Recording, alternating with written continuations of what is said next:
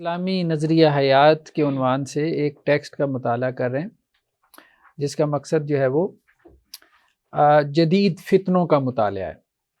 ٹھیک ہے، خاص طور پہ آپ میں سے جو بچے فکری کام کرنا چاہتے ہیں. اب فکری کام یہ کسی کو یہ لفظ سمجھ میں آتا ہے اب آپ کو سمجھ میں آتا ہوگا، ماشاءاللہ سے آپ عبدالحنان کیلانی صاحب کے شاگرد ہیں، ورنہ یہ لفظ سمجھنا بھی مشکل ہے کہ فکری کام کیا ہوتا ہے. تحقیقی کام تو سمجھ میں آتا ہے، دعوتی کام بھی سمجھ میں آتا ہے، تدریسی کام بھی سمجھ میں آتا ہے، فکری کام سمجھ میں نہیں آتا ہے. تو خیر بہرحال جو آپ میں سے فکری کام کرنا چاہتے ہیں تو انشاءاللہ سے ان کا دماغ بہت کھلے گا. یہ ایک پوری دنیا ہے، یہ جو جسے آپ مفکرین کہتے ہیں نا، جیسے علماء ہیں، عالم کی جمع علماء، مفکر کی جمع مفکرین. ٹھیک ہے، ان کی اپنی پوری دنیا ہے، ان کی اپنی کتابیں ہیں، ان کا اپنا لکھنے کا سٹائل ہے، انداز ہے. ٹھیک ہے، اس کے ساتھ وقت گزارنا پڑتا ہے، پھر باتیں ان کی سمجھ میں آتی ہیں. تو عام طور پہ ان میں تھوڑا سا یہ بھی ہوتا ہے کہ یار ہم تھوڑے سے نا وہ ہیں، ٹھیک ہے، ایک بڑی پوزیشن پر ہیں، عام لوگوں کو ہماری باتیں نہیں سمجھ میں آتی، مطلب وہ لفٹ نہیں کرواتے زیادہ. اور ہوتے ہیں ذہین لوگ ہی ہوتے ہیں، مفکرین وہی ہوتے ہیں جو ذہین لوگ ہوتے ہیں، اس میں کوئی شک نہیں. لیکن ذہانت دو طرح کی ہوتی ہے، ایک وہ جو مثبت ہو، جو خیر کے لیے ہو، اور ایک وہ جو منفی ہو، جو شر پیدا کرے، اس کو ایول جینیس کہتے ہیں نا. تو اچھا بہرحال، ہاں، لاسٹ جو ہمارا لیکچر تھا اس کا خلاصہ یہ ہے کہ جتنے بھی نظریات ہیں، نظریات تو بہت سارے ہیں، ابھی ہم آگے چل کے ڈسکس کریں گے، ان میں سے 3 نظریات وہ ہیں کہ جنہیں ہم کیا کہہ سکتے ہیں، یہ میگا تھیریز ہیں، یعنی یہ سب سے بڑے نظریات ہیں.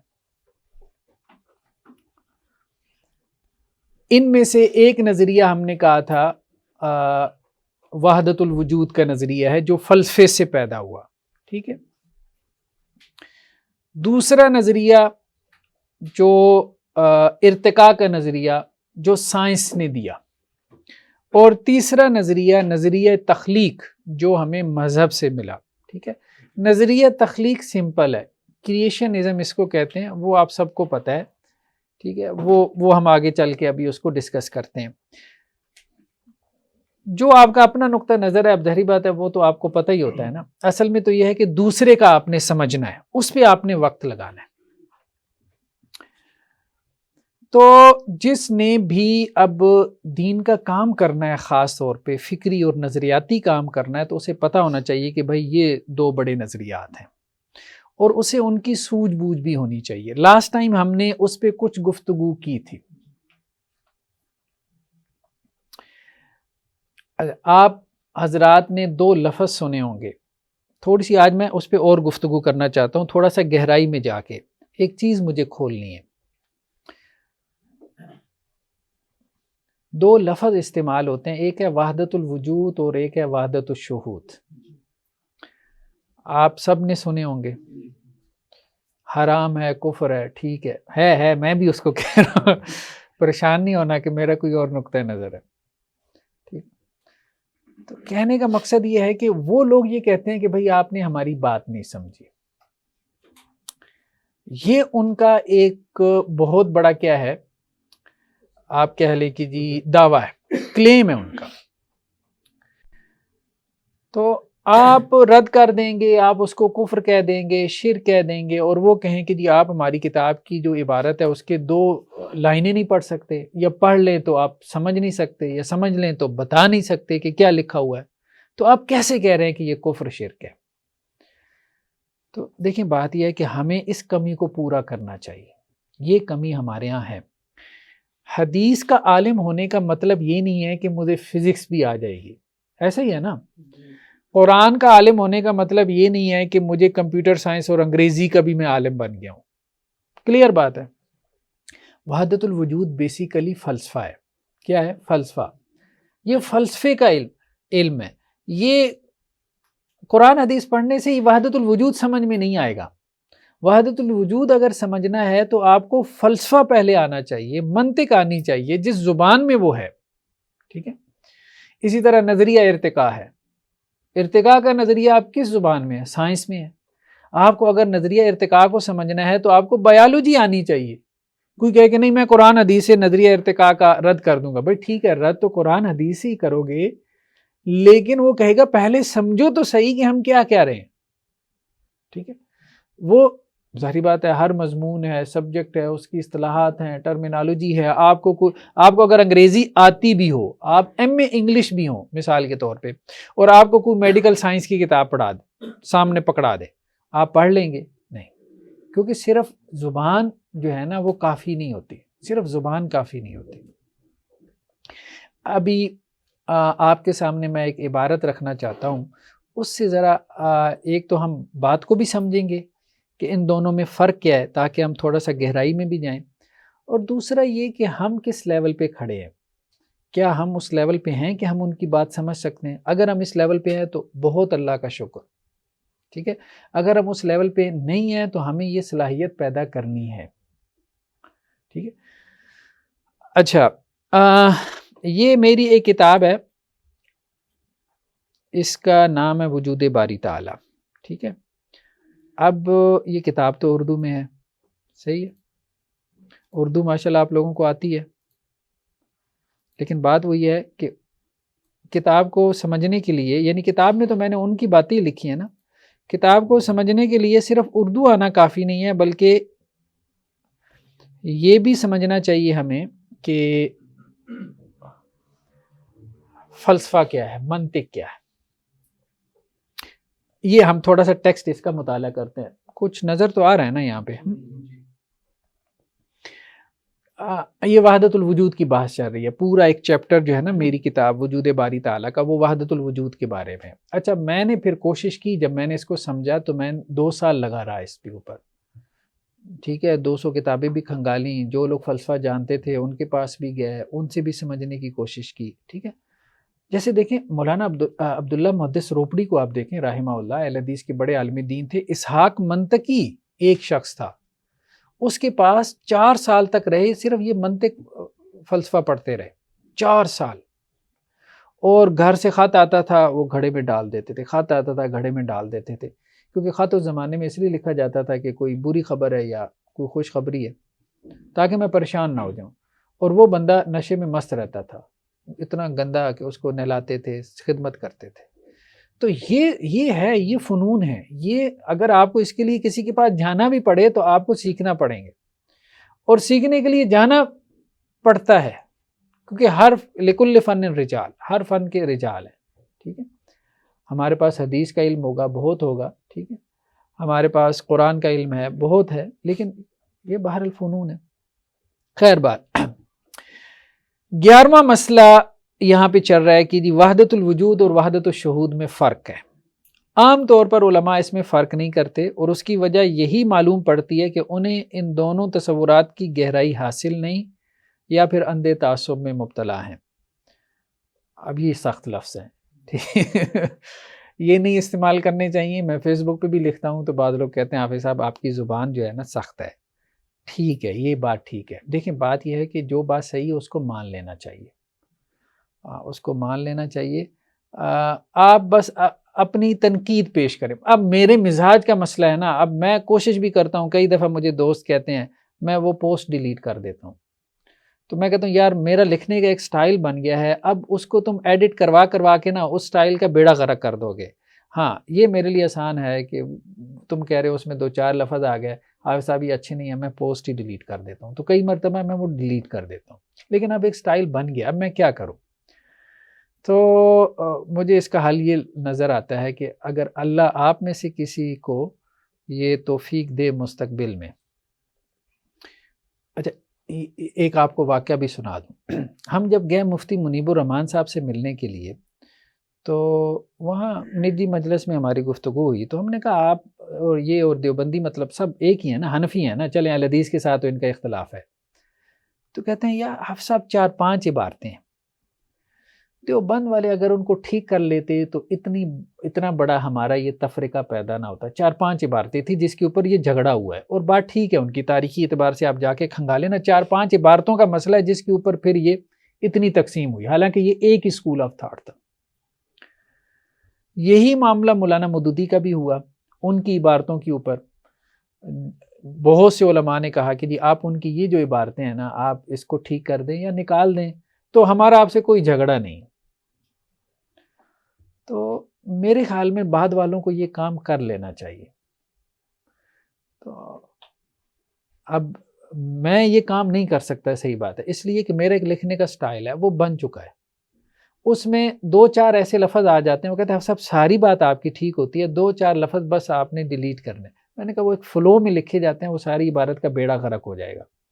میرا فلو ایک بن گیا، ہاں میں یہ سمجھتا ہوں کہ آپ کی بات ٹھیک ہے، یہ نہیں ہونے چاہیے، یہ میرے اندر ایک خامی ہے، ٹھیک ہے، جذبات میں انسان آتا ہے، مطلب سب کے اندر ہے، میرے اندر نہیں ہے، اب یہ نہ کہیں میں ہی ایسا ہوں، سارے ایسے کرتے ہیں، لیکن کم از کم میں اس کو تسلیم کر رہا ہوں کہ یار یہ نہیں ہونا چاہیے۔ تو اگر آپ حضرات میں سے اللہ تعالیٰ کسی کو توفیق دے تو میں آپ کو اجازت دیتا ہوں کہ ایسے الفاظ اگر آپ کو ملیں اور وہ کتاب دوبارہ پبلش ہو تو اس کو بے شک ڈیلیٹ مار دیں، نکال دیں، امت کے اجتماعی مفاد میں بے شک اس کو ختم کر دیں۔ ہاں اس کا ایک حل یہ ہو سکتا ہے، مولانا مودودی کے حوالے سے جب ڈیبیٹ چلی تھی نا تو وہ کہتے تھے نہیں یہ خیانت ہے، مولانا مودودی کے ساتھ خیانت ہے، وہ لکھ گئے ہیں تو جو لفظ وہ لکھ گئے ہیں تو ہم وہ کیوں، جیسے خلافت و ملوکیت میں کچھ لفظ لکھ گیا حضرت عثمان حضرت امیر معاویہ رضی اللہ عنہ کے بارے میں، تو اب اس سے سارا جھگڑا جو ہے وہ پڑ گیا، الفاظ وہ چند ایک ہی ہوتے ہیں۔ تو اس میں کچھ لوگوں نے حل پیش کیا کہ آپ ان کی اصل عبارت نیچے حواشی میں لکھ دیں اور وہ جو متن میں ہے نا اس کو آپ ایڈٹ کر دیں، یہ میرے خیال میں اچھی آپشن تھی اور یہ سب مکاتب فکر والوں کو کر لینا چاہیے امت کے اجتماعی مفاد میں، کہ یار ایک بندے کا اتنا کام ہے، علمی تحقیقی کام ہے، اور اس کے کوئی 2-4 لفظ کی وجہ سے جھگڑا پیدا ہو رہا ہے تو بعد میں اس کے جو شاگرد ہیں کیا کریں، 2-4 لفظ یار یہ لفظ ہے نا چلو ہم نکالتے ہیں، ہم نکال دیتے ہیں اس کو، جھگڑا ختم۔ تو خیر بہرحال عجب نہیں ہے کہ وحدت الشہود کے وعدے شیخ احمد سرہندی تو یہ کہیں اور بار بار زور دے کر کہیں کہ میرے نقطۂ نظر وحدت الشہود اور ابن عربی کے تصور وحدت الوجود میں وہی فرق ہے جو ہمہ از اوست اور ہمہ اوست میں ہے۔ اچھا یہ کس کو پتہ ہے کہ ہمہ از اوست اور ہمہ اوست کیا ہے؟ یہ فارسی کی تراکیب ہے۔ ہمہ اوست کا مطلب یہ ہے کہ سب کچھ وہی ہے، ٹھیک ہے، ہر چیز خدا ہے، ٹھیک ہے۔ ہمہ از اوست کا مطلب یہ ہے کہ ہر چیز خدا سے ہے، دونوں میں بہت فرق ہے۔ ہمہ اوست کو تو سب کہتے ہیں کفر شرک ہے، سب کہتے ہیں۔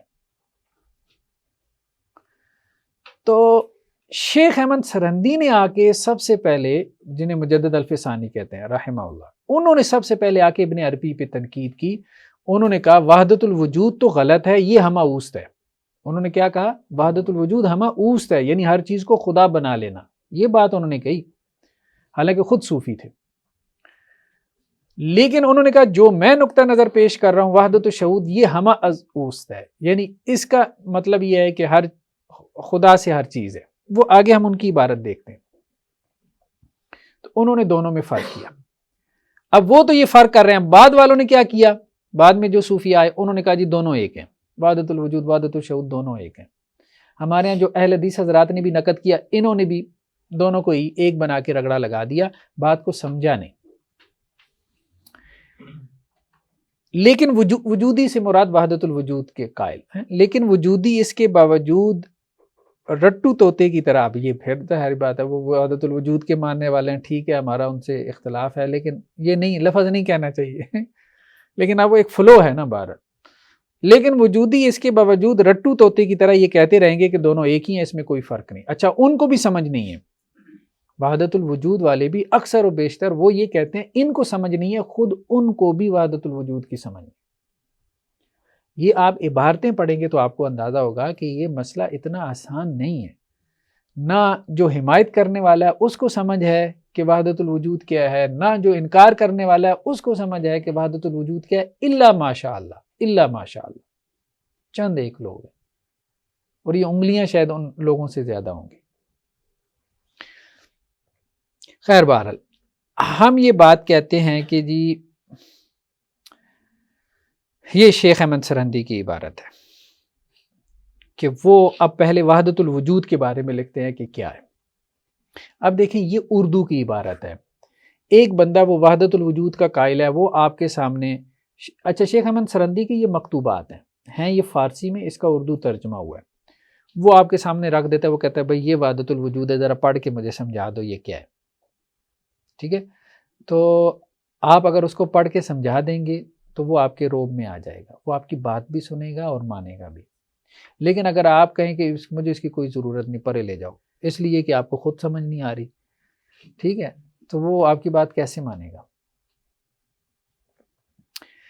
سب سے پہلے شیخ محی الدین ابن العربی جو صوفیاء متاخرین یہ لفظ بھی بولا ہے، متقدمین کا یہ عقیدہ ہی نہیں تھا، صوفیاء متاخرین کے امام و مقتدا ہیں، اس مسئلہ میں ان کا مذہب بیان کیا جاتا ہے. یہ عبارت اب ان کی شروع ہو گئی شیخ احمد سرہندی کی مکتوبات میں سے. اس کے بعد جو کچھ اس فقیر پر مکشوف ہوا، یعنی جو ان پہ کشف ہوا، تحریر کیا جائے گا. ہم یہ نہیں کہہ رہے کہ ہم وحدت الشہود کے قائل ہیں، لیکن بہرحال جس چیز پہ آپ نے حکم لگانا ہے آپ نے پہلے یہ فرق تو کرنا ہے، بھائی یہ شرک ہے، یہ بدعت ہے، یہ کیا ہے، یہ فرض ہے، یہ مستحب ہے، یہ حرام ہے، یہ مکروہ ہے، اس کا ہمیں پتہ تو ہونا چاہیے نا، چیزوں کا باریک فرق پتہ ہونا چاہیے. اچھا وہ تحریر کیا جائے گا تاکہ دونوں مذہبوں کے درمیان، دونوں مذہب کون سے، وحدت الوجود اور وحدت الشہود کے درمیان پورے طور پر فرق ظاہر ہو جائے، اور باریک دقائق دقیق چیزیں تو پتہ ہے نا، کی وجہ سے ایک دوسرے کے ساتھ خلط ملط نہ ہو. ٹھیک ہے، یہ خود کہہ رہے ہیں کہ بھائی باریک دقائق ہیں، ہمارا بڑا باریک فرق ہے ان سے. کون کہہ رہا ہے؟ شیخ احمد سرہندی کہہ رہے ہیں کہ میرا اور اچھا یہ خود وحدت الشہود دینے والے ہیں، جو نظریے کے خالق ہے وہ کہہ رہا ہے میرا وہ نہیں ہے، بعد میں آنے والے کہہ رہے ہیں کہ دونوں کا کیا ہے. یہ بات کوئی سمجھ میں آنے والی ہے؟ نہیں. اچھا اب وہ کہہ رہے ہیں کہ بھائی فرق کیا ہے، ان کا کیا ہے اور میرا کیا ہے، میں آپ کو بتاتا ہوں. شیخ محی الدین یعنی ابن عربی جو ہیں اور ان کے متبعین فرماتے ہیں کہ حق تعالی جل و علا کے اسماء و صفات ذات واجب تعالی کا بھی عین ہے اور اسی طرح ایک دوسرے کا بھی عین ہے. پہلا جملہ تو یہ ہے. ان کا عقیدہ کیا ہے وحدت الوجود والوں کا، کہ اللہ کی اسماء و صفات، ایک بات ہمارے ہاں چلی کہ اسماء و صفات جو ہیں یہ عین ذات ہیں یا غیر ذات ہیں. یہ جملہ سنا ہوگا نا آپ نے، ٹھیک ہے. عام طور پہ موقف یہ بیان کر دیا جاتا ہے کہ نہ عین ذات ہیں نہ غیر ذات ہیں، یا مطلب نہ عین ذات کا مطلب یہ ہے کہ اب صفت سماعت اور صفت بصارت تو کل خدا نہیں ہے نا، ٹھیک ہے، اور غیر ذات بھی نہیں ہے یعنی خدا سے جدا بھی نہیں. خیر بہرحال تو یہ کہہ رہے ہیں کہ وہ کیا کہتے ہیں، وہ یہ کہتے ہیں کہ اسماء و صفات عین ذات ہیں. سمجھ رہے ہیں نا، اسماء و صفات کیا ہیں، ذات واجب تعالی کا بھی عین ہے اور اسی طرح ایک دوسرے کا بھی عین ہے. اس کا کیا مطلب ہے؟ اس کا مطلب یہ ہے کہ تمام صفات ایک دوسرے کا عین ہے، سب صفات ایک ہی صفت ہے. آگے چل کے کہہ رہے ہیں مثلا علم و قدرت جس طرح حق تعالیٰ کا عین ذات ہے، یعنی اللہ کی صفت علم اور صفت قدرت یہ کیا ہے، خود خدا ہے. علم بھی خدا ہے اور اللہ کی صفت قدرت بھی خدا ہے. اسی طرح ایک دوسرے کا بھی عین ہے، یعنی ایک تو اسماء و صفات عین ذات ہیں، دوسرا اسماء و صفات آپس میں بھی ایک دوسرے کا عین ہے. اس کا مطلب کیا ہے کہ علم قدرت ہے اور قدرت علم ہے. یہ بات کوئی سمجھ میں آ رہی ہے؟ مطلب بات تو سمجھ میں آ رہی ہے لیکن ویسے مفہوم اوپر سے گزر رہا ہے کہ یہ کیسے ہو سکتا ہے کہ علم قدرت ہے، قدرت علم ہے، سماعت بصارت ہے، بصارت سماعت ہے. آگے چل کے ان کا نقطہ سمجھتے ہیں. اسی طرح ایک دوسرے کا بھی عین، لہذا اس مقام میں کبھی اسم اور رسم یعنی نشان کی کوئی تعداد اور کثرت نہیں اور نہ ہی کوئی تباین یعنی تمیز. اچھا حاصل کلام یہ ہے، اب بات آئی ان اسماء و صفات اور شیون اعتبارات نے حضرت علم میں اجمالی اور تفصیلی طور پر تمایز اور تباین پیدا کیا ہے. اگر اجمالی تمیز ہے تو وہ تعین اول سے تعبیر کی جاتی ہے، اور اگر وہ تفصیلی تمیز ہے تو وہ تعین ثانی سے موسوم ہے. ٹھیک، ہاں اب اس کو ہم سمجھتے ہیں کیا کہنا چاہ رہے ہیں. ہم ٹیکسٹ کا انالیسس کریں گے نا، اس سے یہ ہوگا کہ ہمیں دوبارہ ایسا ٹیکسٹ سمجھنے میں آسانی رہے. پہلی بات تو سمجھ میں آ گئی نا، وہ تو سمپل تھی. اب ہم آگے چلتے ہیں. یہ جو اسماء و صفات اور شیون اعتبارات، شان کی جمع، لکل یوم ہوا فی شان، ٹھیک ہے، شان سمجھتے ہیں نا، حالت، ٹھیک ہے. شیون اعتبارات نے حضرت علم، علم کو وہ حضرت علم کہتے ہیں، یعنی اللہ کی صفت علم، ٹھیک ہے. حضرت علم میں اجمالی اور تفصیلی طور پر تماعز و تباؤن پیدا کیا ہے. ہم نے کہا تھا کہ جیسے بڑھئی جو ہے جب میز بنانا چاہتا ہے تو پہلے اس کے ذہن میں ایک بات آتی ہے اجمالی سا کہ میں نے میز بنانا ہے، ایک اجمالی خیال ہے.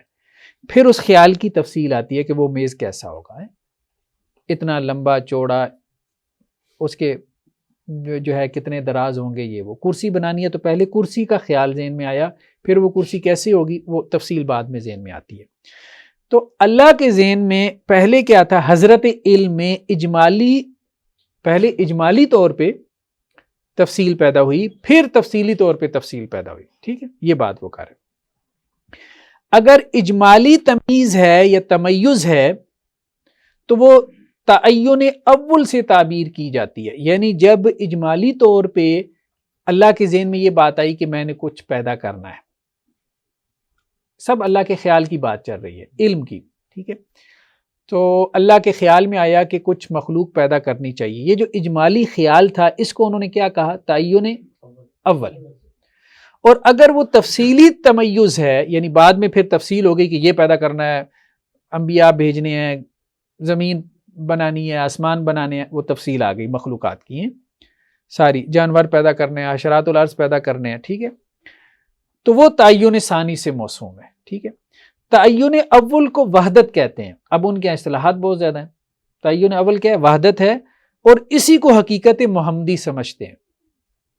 اس کا نام حقیقت محمدی بھی ہے. وہ جو ایک موضوع روایت ہے نا کہ سب سے پہلی چیز جو اللہ نے پیدا کی وہ کیا ہے؟ میرا نور. وہ کہتے ہیں وہ حقیقت محمدی ہے. مطلب موضوع روایات سے سپورٹ دے رہے ہیں اپنے نقطہ نظر کو. تعین اول کیا ہے؟ یعنی آپ یوں کہہ لیں کہ پہلا خیال اللہ کے ذہن میں کیا آیا؟ نور محمدی کا. سمجھ رہے ہیں بات؟ پہلی مخلوق جس کو پیدا کرنے کا خیال اللہ کے ذہن میں آیا وہ نور محمدی تھا، وہ ایک اجمالی تھا. پھر اس سے بعد میں تفصیلی طور پہ اور چیزیں پیدا ہوتی ہیں، اسی کو انہوں نے حقیقت محمدی کہہ دیا. اور تعین ثانی کو واحدیت کہتے ہیں، ٹھیک ہے. تعین اول وحدت ہے اور حقیقت محمدی بھی ہے، اور تعین ثانی واحدیت ہے. اور تمام ممکنات کے حقائق گمان کرتے ہیں.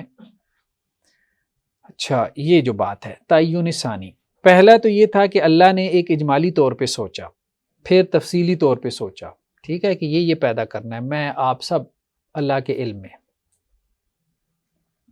یہ جو تعین ثانی ہے اس کو وہ کہتے ہیں واحدیت کہتے ہیں.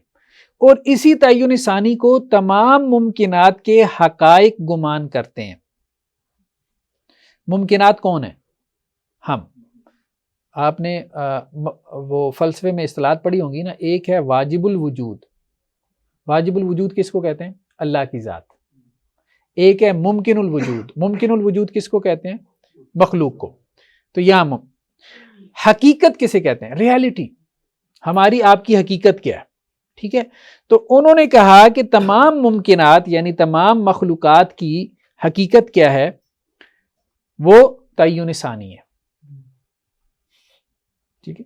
اور ان حقائق ممکنات کو عیان ثابتہ جانتے ہیں. اور یہ جو دو علمی تعین جو کہ وحدت اور واحدیت میں ہے، پہلا تعین وحدت ہے، دوسرا واحدیت ہے، ٹھیک ہے، ان کو مرتبہ وجود میں ثابت کرتے ہیں. یعنی وہ کہتے ہیں یہ واجب الوجود. وجود کے دو مرتبے ہیں نا، ایک واجب الوجود وہ تو اللہ کی ذات ہے، اور ایک ہے ممکن الوجود وہ مخلوق ہے. تو پہلا جو تعین ہوا وحدت کا تعین کیا تھا؟ اللہ کا اجمالی علم، ٹھیک ہے. وہ وحدت کا جو تعین تھا اللہ کا اجمالی علم، نور محمدی کا جو تصور تھا وہ اللہ کی ذات سے باہر نہیں ہے، ٹھیک ہے، یعنی اس کو مرتبہ وجود میں ثابت کریں. دوسرا جو تعین تھا ہم سب کا، تمام مخلوق کا، ممکن الوجود، جتنے بھی ممکنات ہیں ان سب کے جو حقائق ہیں، ان سب کے بارے میں جو سوچ ہے، تو وہ سب بھی کیا ہے؟ مرتبہ وجود میں ہے، یعنی اللہ کے علم میں ہے۔ اللہ کا علم کہاں پر ہے؟ اللہ کے ساتھ ہے۔ وہ یہی تو کہہ رہے ہیں نا کہ اللہ کا علم، اللہ کی جو صفت علم ہے وہ عین ذات ہے، ٹھیک ہے؟ یہ سارا تمیز کہاں پہ ہو رہا ہے؟ اللہ کی صفت علم میں۔ یعنی آپ یوں سمجھیں، اس کو اور آسان کرتا ہوں، اللہ تھا، کوئی بھی نہیں تھا، ٹھیک ہے؟ ہمارا بھی بیان یہی ہے نا، پھر اللہ نے قلم پیدا کیا اور پھر وہ آگے آ رہا ہے تفصیل سے۔ قلم کو کہا لکھو تو اس نے کہا کیا لکھوں، تو وہ سارا چل سو چل۔ تو یہ کیا کہتے ہیں؟ کہتے ہیں اللہ تھا یعنی ذات باہت، محض ذات تھی، کچھ بھی نہیں تھا۔ پھر اللہ کو احساس ہوا کہ کچھ ہے، میرے علاوہ بھی کچھ ہے۔ یہ جب اللہ کو احساس ہوا کہ میرے علاوہ کچھ ہے، تو اللہ پہ یہ بات منکشف ہوئی کہ اللہ کے علاوہ اس کے اسماء و صفات بھی ہیں، لیکن وہ خود وہ کیا ہیں؟ وہ اسماء و صفات کیا تھی؟ وہ خود ہی تھا۔ یعنی اللہ پہ جو پہلا انکشاف ہوا وہ کیا انکشاف ہوا؟ کہ اس کی اسماء و صفات کا اپنا تعارف اللہ کو حاصل ہوا نا۔ سب سے پہلے اللہ کو اپنا تعارف، یہ میں بہت آسان کر رہا ہوں کہ اللہ کی اسماء و صفات ہے۔ پھر جو ہے اس کے بعد اب ظاہری بات ہے کہ وہ جو اسماء و صفات ہیں، ہم آگے چل کے اس کو دیکھتے ہیں۔ یہ تو وہ پہلا درجہ ہے جس کو وہ کہہ رہے ہیں، ٹھیک ہے؟ تعین اول۔ اسماء و صفات میں ایک صفت علم بھی ہے، ٹھیک ہے؟ اب صفت علم سے پھر آگے بات چلی کہ اللہ کو یہ بھی پتہ چلا کہ اگر علم ہے تو معلوم بھی ہے، تو یہ دوسرا جو ہے وہ تعین ثانی تھا۔ یعنی پہلے درجے میں اللہ تعالیٰ کو اپنی اسماء و صفات کا علم ہوا، پھر ان اسماء و صفات کے متعلقات، اللہ کی صفت خلق ہے تو پھر مخلوق بھی ہوگی، علم ہے تو معلوم بھی ہوگا، یہ سب انکشاف ہو رہا ہے صرف ابھی تک، پیدا کچھ بھی نہیں ہوا ابھی تک۔ اس کو وہ کہہ رہے ہیں تمیز ثانی، تعین ثانی یا مرتبہ واحدیت، ٹھیک ہے؟ تو یہ دونوں مراتب جو ہیں وہ کیا کہہ رہے ہیں؟ مرتبہ وجوب میں ہے، یعنی اللہ کی ذات میں۔ اچھا، اور کہتے ہیں کہ ان اعیان ثابتہ نے وجود خارجی کی بو تک نہیں پائی۔ یہ جملہ ان کے یہاں بہت معروف ہے، اعیان ثابتہ نے وجود خارجی کی، خارج میں وجود کی بو بھی نہیں پائی۔ اعیان ثابتہ کیا ہیں؟ ہم نے کہا تھا پچھلی دفعہ عین ثابت، جس کا خارج میں وجود ہو اس کو وہ کہتے ہیں موجود، جس کا خارج میں وجود ہو اس کو وہ کیا کہتے ہیں؟ موجود۔ جس کا ذہن میں وجود ہو اس کو وہ کہتے ہیں ثابت، ثبوت ایک ٹیکنیکل، ایک اصطلاحی ورڈ ہے ان کے یہاں۔ یعنی آپ اس کو یوں کہہ لیں کہ ذہنی وجود کیا ہے؟ مثال کے طور پہ ایک پرندہ ہے جس کے 8 پر ہے، خارج میں ہے؟ نہیں ہے، یہ اس کو وہ کہتے ہیں ثبوت، یعنی جو ذہن میں ہے وہ ثابت ہے، جو خارج میں ہے وہ موجود ہے۔ تو وہ یہ کہتے ہیں اعیان ثابتہ نے وجود خارجی کی بو تک نہیں پائی۔ یعنی اعیان ثابتہ اب کیا ہیں؟ عین ثابت کی جمع، ٹھیک ہے؟ اللہ کے علم میں ہمارے بارے میں جو امیج ہے، جیسے بڑھئی کے ذہن میں میز کا امیج ہے، لیکن بڑھئی نے اس میز کا جو امیج تھا اس کو خارج میں وجود دے دیا، جب تک نہیں دیا اس کے ذہن میں تھا، جب بنا دیا تو آپ کہہ دیں گے کہ جی اب اس کے ذہن میں تھا تو اب اس کے ذہن سے نکل کے باہر آ گیا۔ بات سمجھ رہے ہیں نا؟ تو وہ کہتے ہیں کہ اللہ کے ذہن میں، اللہ کے تخیل میں، خیال میں، علم میں جو کچھ ہے وہ باہر نہیں آیا، باہر کچھ بھی نہیں آیا۔ تو اعیان ثابتہ نے وجود خارجی کی بو تک نہیں پائی، اور خارج میں ٹھیک ہے، اللہ کی ذات سے باہر، خارج سے مراد یہاں کیا ہے؟ اللہ کی ذات سے باہر احدیت مجردہ کے سوا کچھ بھی موجود نہیں، ٹھیک ہے؟ احدیت مجردہ، وہی اوپر جو صرف اللہ کی ذات، اللہ کی ذات سے باہر، اللہ کی ذات کے علاوہ کچھ بھی نہیں، جو کچھ ہے وہ سب اللہ کے حضرت علم میں، اللہ کی سوچ میں، اللہ کے تخیل میں، خیال میں۔ اب اگلا جملہ اور مشکل ہے، اور یہ کثرت جو خارج میں ظاہر ہوتی ہے، اب ظاہری بات ہے یہ نظر تو آ رہا ہے یہ کیا ہے، ٹھیک ہے، اور یہ کثرت جو کثرت آپ کو نظر آ رہی ہے جو خارج میں ظاہر ہوتی ہے ان اعیان ثابتہ کا عکس ہے. جیسے آپ کا سایہ، آپ کا جو سایہ ہے وہ آپ نہیں ہیں، آپ کا سایہ آپ نہیں ہے، آئینے میں جو آپ نظر آ رہے ہیں وہ آپ نہیں ہیں، وہ آپ کا عکس ہے، اس کا کوئی حقیقی وجود نہیں. کوئی کہے کہ آئینے میں آپ ہیں تو آپ کہیں گے بھائی میرا عکس ہے، میں نہیں ہوں، ٹھیک ہے. تو وہ یہ کہہ رہے ہیں کہ یہ جو نظر آ رہا ہے میں آپ، ہم کیا ہیں، کس کا عکس ہیں؟ اصل میں جیسے میں اصل ہوں نا، تو آئینے میں جو ہے وہ عکس ہے، وہ نقلی ہے، وہ سایہ ہے، وہ ظل ہے آپ کہہ لیں، ٹھیک ہے. تو حقیقی وجود ہمارا کہاں پر ہے؟ اللہ کے ذہن میں، لیکن اس کا عکس ہم کیا ہیں؟ اس کا عکس ہیں ہم، ہمارا اب یوں کہ ذلی وجود اس کو وہ کہہ دیتے ہیں، ٹھیک ہے. اچھا یہ عکس، اچھا ایک اور بحث ہے، اب یہ خطرناک ترین بحث ہے، یہ لوگوں نے نہیں سمجھی. وہ یہ نہیں کہہ رہے کہ یہ جو ذلی وجود ہے، یہ جو عکس ہے یہ خارج میں ہے، ہم آپ سب کیا ہیں؟ ان اعیان ثابتہ کا کیا ہیں؟ عکس ہیں، ٹھیک ہے. اصل میں ہم وہاں پر ہیں، اللہ کے علم ہے، ٹھیک ہے. یہاں پہ ہم عکس ہیں، یہ عکس کیا اللہ سے خارج میں ہے؟ یہ آگے خطرناک بحث ہے. یہ جو اس کو مان لیا کہ یہ عکس ہے، چلیں یہ ذلی وجود ہے، یہاں اصل میں ان سے انہوں نے فرق کیا ہے شیخ احمد سرہندی نے. اچھا کیا کہتے ہیں؟ اور یہ کثرت جو خارج میں ظاہر ہوتی ہے ان اعیان ثابتہ کا عکس ہے جو اللہ کے تخیل میں، جو ظاہر وجود کے آئینے میں منعکس ہوا ہے. یہ عکس ظاہری بات ہے، عکس کے سامنے کوئی آئینہ ہوگا نا، کسی آئینے میں ابھرے گا نا، ٹھیک ہے. تو اعیان ثابتہ جو ہیں، اعیان ثابتہ بھی پہلے کیا ہے؟ جیسے آپ یوں سمجھے کہ جیسے میرے ذہن میں کچھ امیجز ہیں کہ میں نے یہ بنانا ہے، ٹھیک ہے، وہ میری اعیان ثابتہ ہو گئی. اللہ کے ذہن میں کچھ ہے کہ اللہ نے بنانا ہے، وہ اعیان ثابتہ ہو گئی. اعیان ثابتہ نے اپنے آپ کو دیکھا، کس نے دیکھا؟ اعیان ثابتہ نے. اعیان ثابتہ اصل میں اللہ کا علم ہے، تفصیلی علم، یا ہم کہہ لیں کہ ہم جو اللہ کے ذہن میں ہیں، ہم نے اپنے آپ کو دیکھا، ہم اللہ کے ذہن میں ہیں اور ہم نے اپنے آپ کو دیکھا. کہاں دیکھا ہم نے؟ ظاہر وجود کے آئینے میں. ایک آئینہ ہے، وہ آئینہ کیا تھا؟ ظاہر وجود، ٹھیک ہے. یہ دیکھیں جو ظاہر وجود کے آئینے میں منعکس ہوا، ہم جو اللہ کے ذہن میں ہیں اعیان ثابتہ، اصل ہماری یہی ریالٹی ہے. ہم نے اپنے آپ کو ایک آئینے میں دیکھا اور ہمیں لگا کہ ہم ہیں، ٹھیک ہے. اس آئینے میں، جیسے آئینے میں ہم دیکھتے تو ہمیں لگتا ہے کہ ہم ہیں، وہ آئینہ تھا ظاہر وجود کا. ظاہر وجود سے مراد اللہ کا وجود، ٹھیک ہے. اللہ کا علم اللہ کی ذات ہی ہے، سب کچھ ایک ہی ہے، یعنی خود نے خود کو دیکھا. اب بات سمجھ رہے ہیں؟ ایک خامخواہ کا فلسفہ ہے، اصل میں کیا ہے؟ خود نے خود کو دیکھا ہے. اعیان ثابتہ بھی کون ہے؟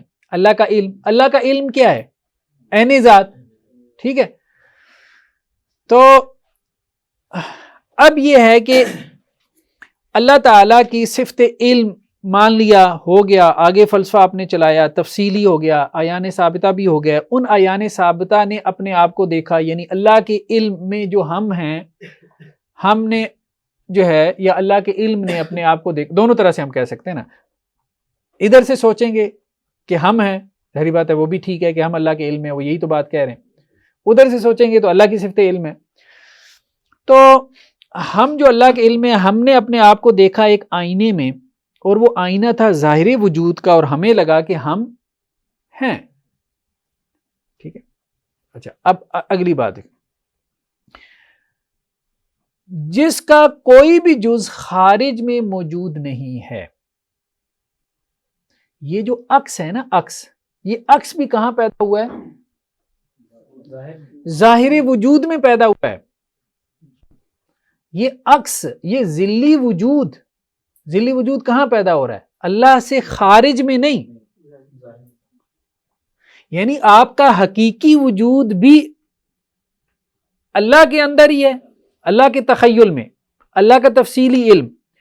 اس حقیقی وجود سے جو ذلی وجود پیدا کر رہے ہیں وہ بھی اللہ کی ذات میں ہی پیدا کر رہے ہیں. وہ ظاہری وجود کے آئینے میں پیدا ہو رہا ہے نا. ظاہری وجود سے مراد واجب الوجود، تو اللہ کی ذات میں ہی پیدا ہو رہا ہے. اچھا، تو یہ شیخ احمد سرندی نے بہت گہرائی میں جا کے ان کو پکڑا ہے کہ یہ کہاں تم پھر رہے ہو. جس کا کوئی بھی جز خارج میں موجود نہیں ہے، یعنی اس ذلی وجود کا، اور خیالی وجود پیدا کر لیا، وہی مطلب عیان ثابتہ نے، ٹھیک ہے، اپنے آپ کو دیکھا. ایک مرر ہے عیان ثابتہ کے سامنے، ٹھیک ہے، وہ ظاہری وجود کا مرر ہے. عیان ثابتہ نے اپنے آپ کو اس میں دیکھا اور ان کو لگا کہ وہ بھی موجود ہیں، حالانکہ عیان ثابتہ جو ہے وہ حقیقت میں موجود نہیں تھے. کون تھا؟ خدا ہی تھا. ٹھیک ہے، عیان ثابتہ سے مراد خدا کا علم تھا، خدا کے علم میں معلوم تھا، ہم تھے. ٹھیک ہے، تو ہم نے اپنے آپ کو ظاہری وجود کے آئینے میں دیکھا اور ہمیں لگا کہ ہم ہیں، حالانکہ ہم نہیں تھے، وہ خدا ہی تھا. اور جو ہم اپنے آپ کو دیکھ رہے تھے کہ ہم ہیں، وہ بھی ہم خدا کے اندر ہی دیکھ رہے تھے.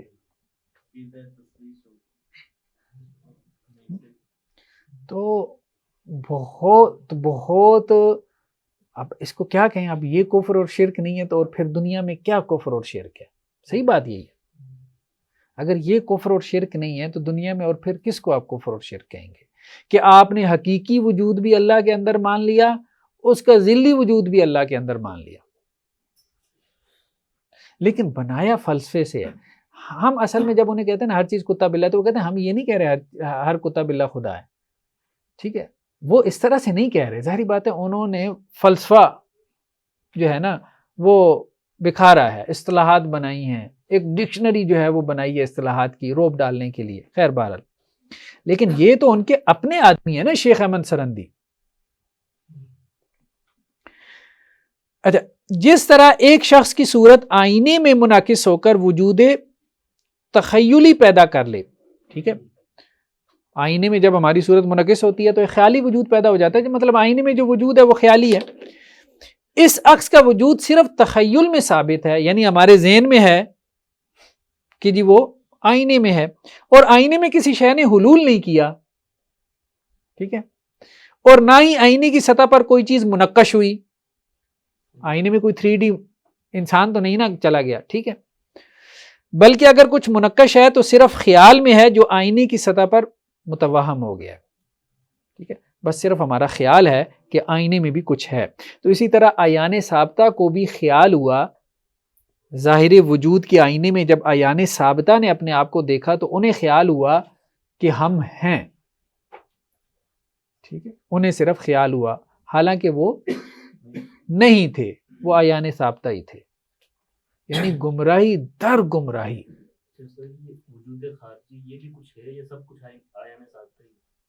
سب کچھ عیان، یہی بات سمجھے نا. وہ یہ کہہ رہے ہیں، لاسٹ ٹائم ہم نے ایک جملہ بولا تھا، ہم کوئی چیز سوچتے ہیں نا، ہم کوئی چیز سوچتے ہیں، مثال کے طور پہ ایک فنی سی مثال ہے لیکن سمجھنے کے لیے. آپ کوئی کارٹون بنانا چاہتے ہیں، کارٹون کریکٹر. ٹھیک ہے، جیسے اب آپ دیکھیں یہ بچوں کے کارٹون ہوتے ہیں، وہ جیسے موٹو پتلو. ٹھیک ہے، ایک کارٹون اس نے بنا لیا. اب جو کارٹونسٹ ہے اس نے کارٹون بنانے سے پہلے اپنے ذہن میں سوچا کہ میں ایسا خاکہ بناتا ہوں. اس نے جب کارٹون کو سوچا تو جس کارٹون کو اس نے سوچا اس کارٹون کو لگا کہ میں ہوں. اس کارٹون کو لگا. اب آپ سمجھ رہے ہیں؟ اللہ نے ہمیں خیال کیا، اللہ نے ہمارا تخیل کیا، تو اللہ کا خیال اتنا کامل تھا، ہمارا تو ناقص ہے. اللہ کا خیال اتنا کامل تھا کہ ہمیں لگنے لگا کہ ہم ہیں، حالانکہ ہم صرف کیا ہیں؟ خیال ہیں. ہم صرف خیال ہیں، اور یہ خیال اتنا کمال درجے کا ہے کہ ہمیں وہم ہو گیا. جیسے آپ کو خواب کی مثال دی تھی ہم نے، بعض اوقات خواب اتنا کمال درجے کا ہوتا ہے کہ آپ کو لگتا ہے کہ یار یہ حقیقت میں ہے، مطلب پیسے آ جائیں نا بندہ جلدی جلدی، خواب ہی نہ ہو یار پاکٹ میں ڈال کے خواب ہی نہ نکل جائے، ٹھیک ہے، ہو جاتا ہے کبھی. تو بعض اوقات خواب بھی آپ کو حقیقت محسوس ہوتا ہے، تو وہ اصل میں یہ کہہ رہے ہیں کہ وہ کہہ رہے ہیں ہم ہیں ہی نہیں، یہ جو نظر آ رہا ہے یہ ہمیں لگ رہا ہے کہ ہم ہیں. لیکن یہ وجود خارجی کی کوئی مثال ہے؟ وہ کہتے ہیں وجود خارجی صرف ایک ہے، اللہ کی ذات، بس باقی سب اس کے ذہن میں ہیں، ہم سب کے ہیں اس کے ذہن میں ہے، اس نے ہمیں سوچا ہوا ہے، لیکن اس کی سوچ اتنی کمال درجے کی ہے کہ ہمیں لگ رہا ہے کہ یار ہم موجود ہیں. ٹھیک ہے، ہمارا حقیقی وجود کیا ہے کہ ہم اللہ کی سوچ میں ہیں، اللہ کے علم میں. پہلے اللہ نے مخلوق کو اجمالی طور پہ سوچا، وہ تعین اول تھا، ٹھیک ہے، مرتبہ جو ہے وہ کیا تھا، وحدت تھا. اس کے بعد اللہ نے تفصیلی طور پہ سوچا، وہ تعین ثانی تھا، وہ مرتبہ واحدیت تھا. ہاں سانچہ آپ کہہ لیں، ایک اجمالی طور پہ جیسے آپ گھر کا نقشہ بناتے ہیں تو پہلے آپ ایک اس کی کہ اتنے رومز ہوں گے اور اتنا وہ، پھر اس کے بعد آپ تفصیل اس میں کہ اس کی فرنیشنگ کی طرف جاتے ہیں. ہاں اس کے ممکنات ہو گئے، اس صفات کے جو ان صفات کے جو اثرات ہیں، خلق ہے تو مخلوق ہوگی. دیکھیں یہ تو ممکن نہیں ہے نا کہ علم ہو تو معلوم نہ ہو، ٹھیک ہے، علم کا معلوم تو ہوگا، ایسا ہی ہے نا، علم کا معلوم تو ہوگا، تو وہ تعین ثانی جو ہے وہ معلوم کے درجے میں ہوا ہے. پہلے اللہ کے اوپر منکشف ہوا کہ اللہ کے علاوہ بھی کچھ ہے، کیا ہیں اس کے اسماء و صفات ہیں. دوسری درجے میں منکشف ہوا کہ اسماء و صفات کے اثرات ہیں، یعنی علم کا معلوم ہے. ٹھیک ہے،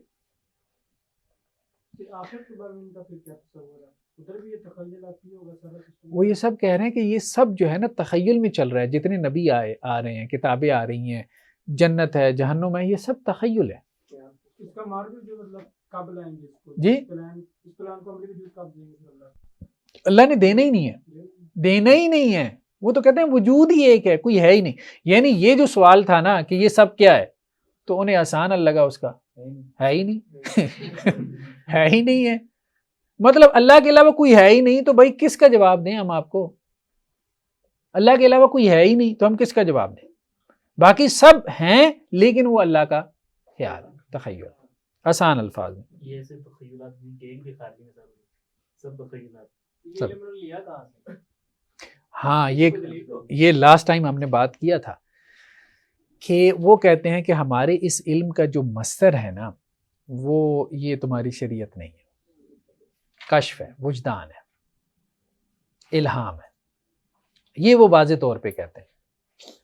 اور میں نے آپ کو بتایا تھا کہ اس کے اوپر یہ ان کا جو نظریہ علم ہے نا، یہ ان کا نظریہ وجود ہے، وہ ان کا پورا نظریہ علم بھی ہے، وہ بھی اسی طرح سے گہرا ہے. اس پہ میں نے ایک اور کتاب لکھی ہے، شیخ ابن عربی کا تصور ختم نبوت.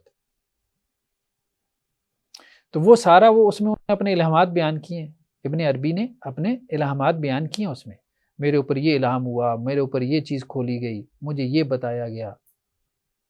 تو مصدر سورس ان کا یہی ہے کہ وہ کہتے ہیں ہمیں خدا سے مل رہا ہے. تخیل میں بھی تخیل ہوگا. ہاں تخیل میں بھی تخیل ہوگا.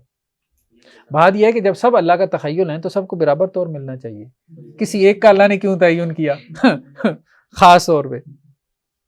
فضول بات ہے، بہت ہی بیکار بات ہے. مطلب اللہ کی صفت علم ہے نا، سب جب صفت علم ہے تو برابر طور پہ علم ہے. کسی خاص کو اللہ نے کیوں منتخب کرنا تھا کہ اس پہ میں کھول دوں یہ بات، باقیوں پہ اللہ نے کیوں نہیں کھولی، بلکہ اکثر پہ تو کھولی ہی نہیں. چلیں بہرحال. اچھا، یہ کثرت جو خارج میں ظاہر ہوتی ہے 3 قسموں میں منقسم ہے، یہ ہم نے پچھلی دفعہ بات کی تھی. قسم اول تعین روحی ہے، یعنی عالم ارواح. پھر اس کے نیچے کیا ہے؟ تعین امثال، عالم امثال ہے. پھر اس کے نیچے کیا ہے؟ عالم اجسام ہے. ہم نے کہا تھا کہ وہ 6 اس طرح سے بناتے ہیں، ہاں تنزلات بناتے ہیں. 1 منٹ میں اس کا نقشہ کھولتا ہوں، کہیں پہ پیچھے ہوگا. یہ تو 65 پیج ہے نا، 1 منٹ آپ کو نقشہ دکھا دوں، اس سے آسان ہو جائے گا.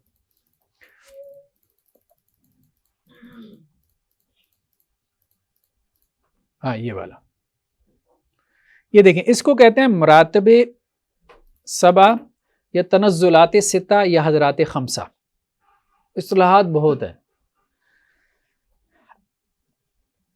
پہلا مرتبہ ذات، ٹھیک ہے، اس کو کیا کہتے ہیں؟ احدیت یا غیب مطلق بھی کہہ دیتے ہیں. دوسرا مرتبہ یعنی پہلا تنزل ہوا.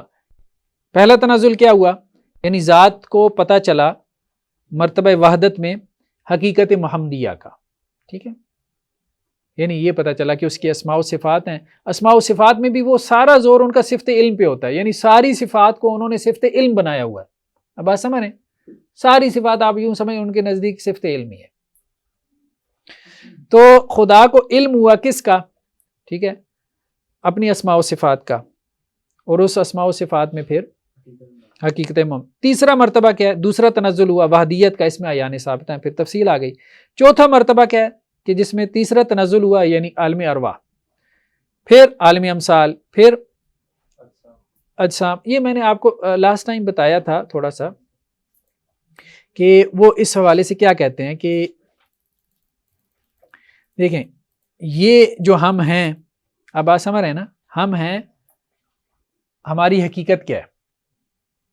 ٹھیک ہے، ہماری حقیقت جو ہے یہ انہوں نے افلاطون سے تصور لیا کہ یہ جو ہے نا یہ فوٹو کاپی ہے جو یہاں پہ موجود ہے. اصل کاپی کہاں پر ہے؟ عالم امثال میں. عالم امثال کیا کہاں ہے؟ اللہ بہتر جانتا ہے. ٹھیک ہے، جیسے ہم نے سانچی کی مثال دی تھی، سنی تھی نا آپ نے.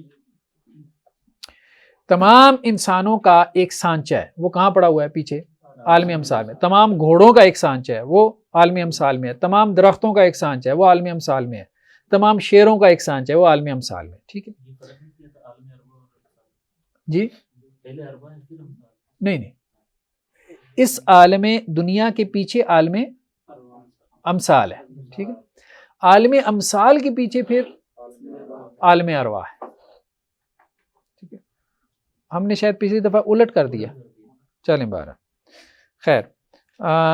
ایک منٹ، یہاں پہ جو ابھی ہم پڑھ رہے تھے نا،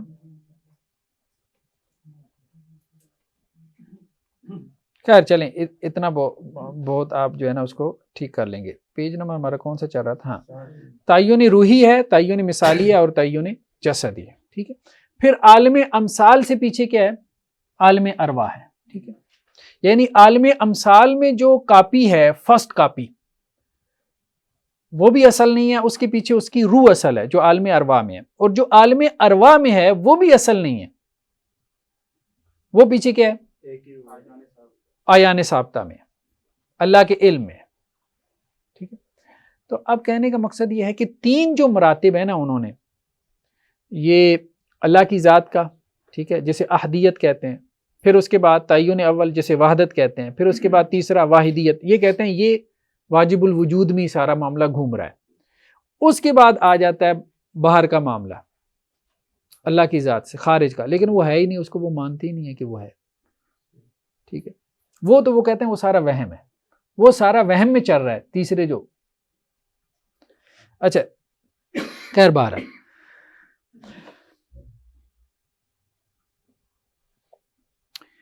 اب یہ کہہ رہے ہیں کہ جی ان تینوں تعینات کو تعینات خارجیہ کہتے ہیں، یہ جو آخری ہیں، اور امکان کے مرتبہ میں ثابت کرتے ہیں کہ ان کا امکان ہے. تنزلات خمسہ سے مراد یہی تعینات پنجگانہ ہیں، اور ان تنزلات کو حضرات خمس بھی کہتے ہیں. اور چونکہ علم اور خارج میں سوائے ذات واجب تعالیٰ اور اسماء و صفات واجبی جل سلطانہ کے جو عین ذات تعالیٰ اور تقدس ہیں ان کے نزدیک ثابت نہیں. علم اور خارج میں سوائے ذات واجبی تعالیٰ اور اسماء صفات واجبی، اللہ اور اللہ کی اسماء و صفات کے علاوہ خارج میں کچھ بھی ثابت نہیں. واجب الوجود وہ ایک اصطلاح ہے، اللہ کی ذات کو واجب الوجود کہہ دیتے ہیں. یعنی واجبی اس لیے کہتے ہیں نا کہ اس کا ہونا ضروری ہے، ممکن ہے یعنی امکان ہے، بس ضروری نہیں وہ ہو. اچھا، اور آگے کیا کہتے ہیں؟ انہوں نے صورت علمیہ کو ذی صورت کا عین گمان کیا، نہ کہ شبہ یعنی جسم اور مثال. اور اسی طرح عیان ثابتہ کی صورت منعکسہ کو جو ظاہری وجود کے آئینے میں پیدا ہوئی، انہوں نے ان عیان کا عین تصور کر لیا، نہ کہ ان کی شبہ، اس لیے انہوں نے اتحاد کا حکم لگا دیا اور ہمہ اوست کہا ہے۔ یہ آخری جملہ بس سمجھ لیں، یہ وحدت الوجود ختم ہو گیا۔ کہتے ہیں اعیان ثابتہ کی صورت، اعیان ثابتہ کی جو صورت منعکس ہوئی ہے ظاہری وجود کے آئینے میں، ٹھیک ہے، اعیان ثابتہ نے اپنے آپ کو دیکھا ظاہری وجود کے آئینے میں، ظاہری وجود سے مراد بھی اللہ کا وجود، انہوں نے ان اعیان کا عین تصور کر لیا، ٹھیک ہے، ایک اور گمراہی پیدا کی کہ اعیان ثابتہ نے جو دیکھا ہے ظاہری وجود کے آئینے میں، اعیان ثابتہ ہیں حقیقی وجود، ظاہر وجود کے آئینے میں جو کچھ نظر آیا وہ کیا ہے؟ ذلی وجود، وہ ہے ذلی وجود۔ اصل میں سارا مسئلہ یہ پیدا ہوا نا تخلیق کیسے ہوئی، پھر خالق السماوات والارض، اس کا کیا مطلب ہوا؟ اب بات سمجھ رہے ہیں؟ کیا ترجمے کریں گے ان سب کے؟ ٹھیک ہے، تو وہ یہ ترجمے کرتے ہیں، سمجھ آ رہی ہے؟ خالقہ کا ترجمہ کیا کرتے ہیں؟ اب بتائیں آپ، خالقہ کا ترجمہ کیا کرتے ہیں؟ مطلب کیا ہوا تھا؟ کچھ تو ہوا تھا نا، وہ کیا ہوا تھا؟ وہ اعیان ثابتہ نے ظاہری وجود کے آئینے میں اپنے آپ کو دیکھ لیا تھا، یہ خالقہ ہوا تھا، یہ تخلیق ہوئی تھی۔ تخلیق کا معنی ان کے ہاں یہ ہے، تخلیق کا ترجمہ ان کے ہاں یہ ہے۔ جب آپ ان کو قرآنی آیات سنائیں گے نا تو وہ کہیں گے یہ تخلیق کا مطلب ہے، یعنی وہ ایک خاص وقت میں کچھ تو ہوا نا، تو اعیان ثابتہ نے ظاہری وجود کے آئینے میں اپنے آپ کو دیکھا۔ اعیان ثابتہ حقیقی وجود ہیں، اور وہ جو ظاہری وجود کے آئینے میں ان کو نظر آیا اور ان کو لگا کہ ہم ہیں، تو اس کا مطلب یہ ہوا کہ تخلیق ہو گئی، لیکن حقیقت میں وہ تخلیق نہیں ہوئی تھی۔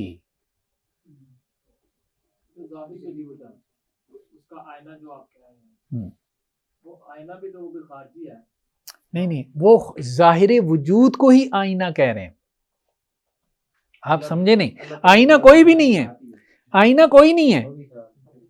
اعیان ثابتہ نے کس میں دیکھا؟ آئین ثابتہ نے اپنے آپ کو دیکھا آئینے میں، آئینہ تو ہے کوئی نہیں، تو کیا ہے؟ ظاہری وجود، مطلب اعیان ثابتہ کے علاوہ اور کیا ہے؟ اللہ کا وجود ہے۔ تو اعیان ثابتہ نے اللہ کے وجود، یعنی آپ یوں کہیں کہ اعیان ثابتہ ادھر ہیں، ادھر اللہ کا وجود ہے، تو اعیان ثابتہ نے دیکھا ظاہری وجود کے آئینے میں، وہ آئینہ نہیں ہے، انہوں نے کس کو دیکھنا ہے؟ اور کوئی ہے ہی نہیں تو کس کو دیکھیں گے؟ ٹھیک ہے، تو اعیان ثابتہ نے اپنے آپ کو ہی دیکھا، بات گھمائی ہوئی ہے، کس کو دیکھا؟ اپنے آپ کو ہی دیکھا، یعنی ظاہری وجود کو دیکھا، یعنی صفت علم نے کس کو دیکھا؟ ذات کو دیکھا، صفت علم نے ذات کو دیکھا۔ آپ کے علم نے کس کو دیکھا؟ اپنے آپ کو دیکھا۔ آپ کے خیال نے کس کو سوچا؟ اپنے آپ کو سوچا۔ ٹھیک ہے، تو اعیان ثابتہ نے ظاہری وجود کے آئینے میں اپنے آپ کو دیکھا تو ان کو لگا کہ ہم ہیں، حالانکہ وہ وہاں پہ نہیں تھے، ظاہری وجود کے آئینے میں نہیں تھے، لیکن ویسے وہ تھے، اعیان ثابتہ کے طور پہ وہ تھے۔ اچھا، اب بات یہ ہے کہ ہم کیا بات کر رہے تھے؟ ہاں، یہ جو بات شیخ احمد سرہندی نے کہی ہے، اس کو سمجھیں کہ اعیان ثابتہ کی صورت منعکسہ کو جو ظاہری وجود کے آئینے میں پیدا ہوئی ہے، انہوں نے ان اعیان کا عین تصور کر لیا۔ جو صورت ظاہری وجود کے آئینے میں پیدا ہو رہی ہے اس کو کہہ رہے ہیں ذلی وجود، لیکن کہہ رہے ہیں کہ وہ جو صورت ہے وہ عین ہے کس کی؟ اعیان ثابتہ کی۔ تو ذلی وجود بھی اس کو ذلی کہہ رہے ہیں، لیکن وہ عین ہے، وہ عکس کیا ہے؟ عین ہے کس کا؟ اعیان ثابتہ کا۔ بات گہری تو نہیں ہو گئی؟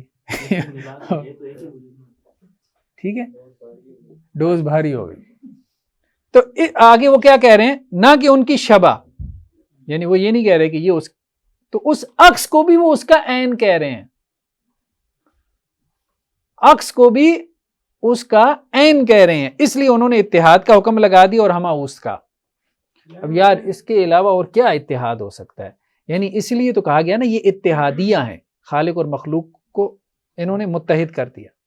آپ کیا کہہ رہے ہیں؟ جو عکس سے یعنی ثابتہ ایک ہونا جو آتا ہے، اس طرح مخلوق خالق دونوں پھر ایک ہو گئے۔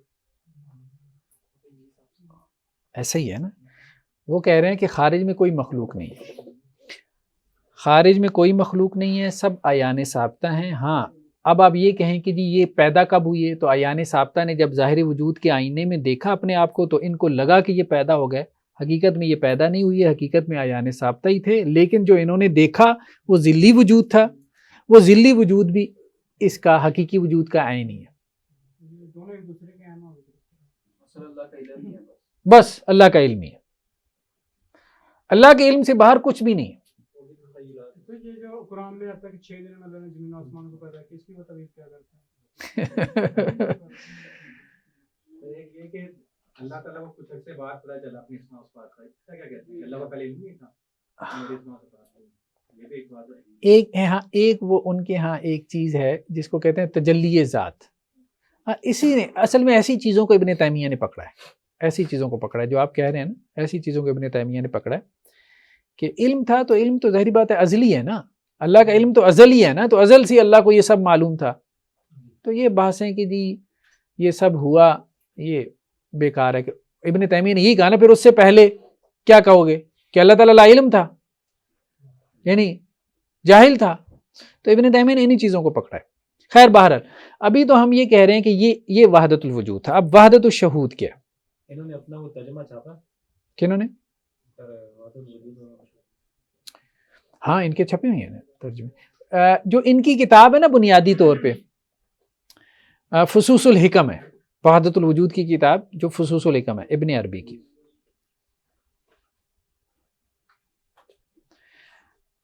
دوسرا کیا ہے؟ دوسرا وحدت الشہود۔ اب شیخ احمد سرندی نے کہا بھائی یہ تو ہمہ ہے، یہ تو ہر چیز کو خدا بنا لینا ہے، ہم یہ نہیں مان سکتے۔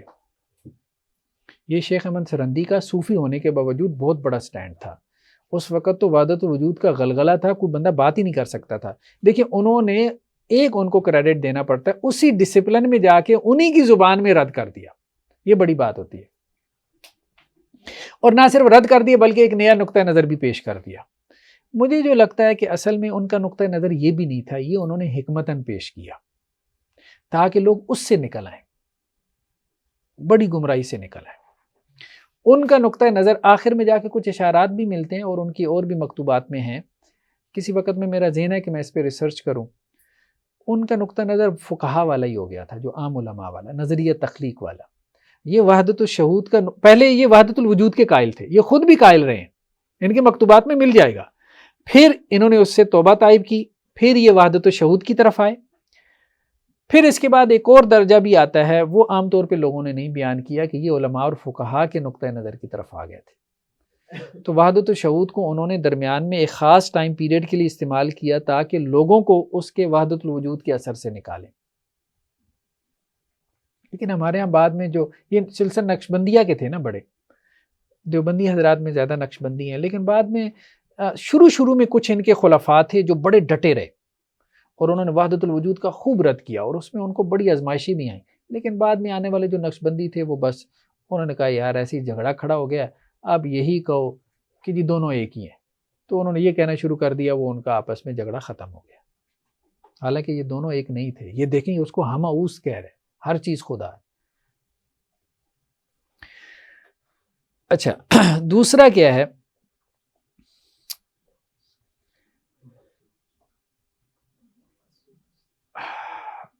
واجب جل سلطانہ کی اسماء و صفات خانہ علم میں بھی تفصیل اور تمیز رکھتے ہیں اور منعکس ہو گئے، اور ہر اسم و صفت کی تمیز کے لیے مرتبہ عدم میں ایک مقابل اور ایک نقیض ہے۔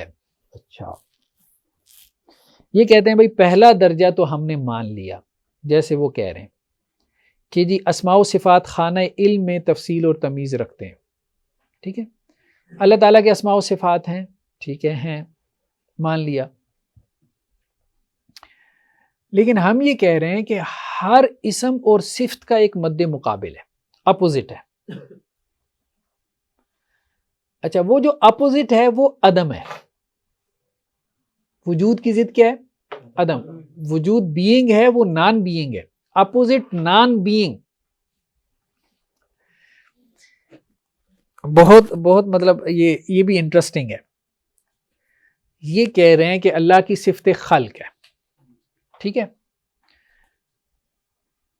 صفت خلق کا اپوزٹ کیا ہوگا؟ نہیں اپوزٹ. ٹھیک. اللہ تعالیٰ کی صفت علم ہے, اس کا اپوزٹ کیا ہوگا؟ جہالت. ٹھیک. تو کہتے ہیں صفت علم اور اس کا اپوزٹ مقابل یا متقابل. علم تو ہے لیکن جو مقابل ہے وہ نہیں ہے. دو باتیں کہی ہیں, ایک مقابل اور وہ مقابل جو نہیں ہے. یہ اہم نقطہ ہے, اس کو ذرا قابو میں رکھنا. اچھا کیا کہتے ہیں؟ ہر اسم و صفت کی تمیز کے لیے مرتبہ عدم میں, مرتبہ وجود میں نہیں, مرتبہ عدم سے مراد نہیں, مرتبہ عدم میں ایک مقابل اور ایک نقیض ہے. ٹھیک ہے. مثلا مرتبہ عدم میں صفت علم کا مقابل اور نقیض عدم علم ہے, جس کو جہل سے تعبیر کرتے ہیں.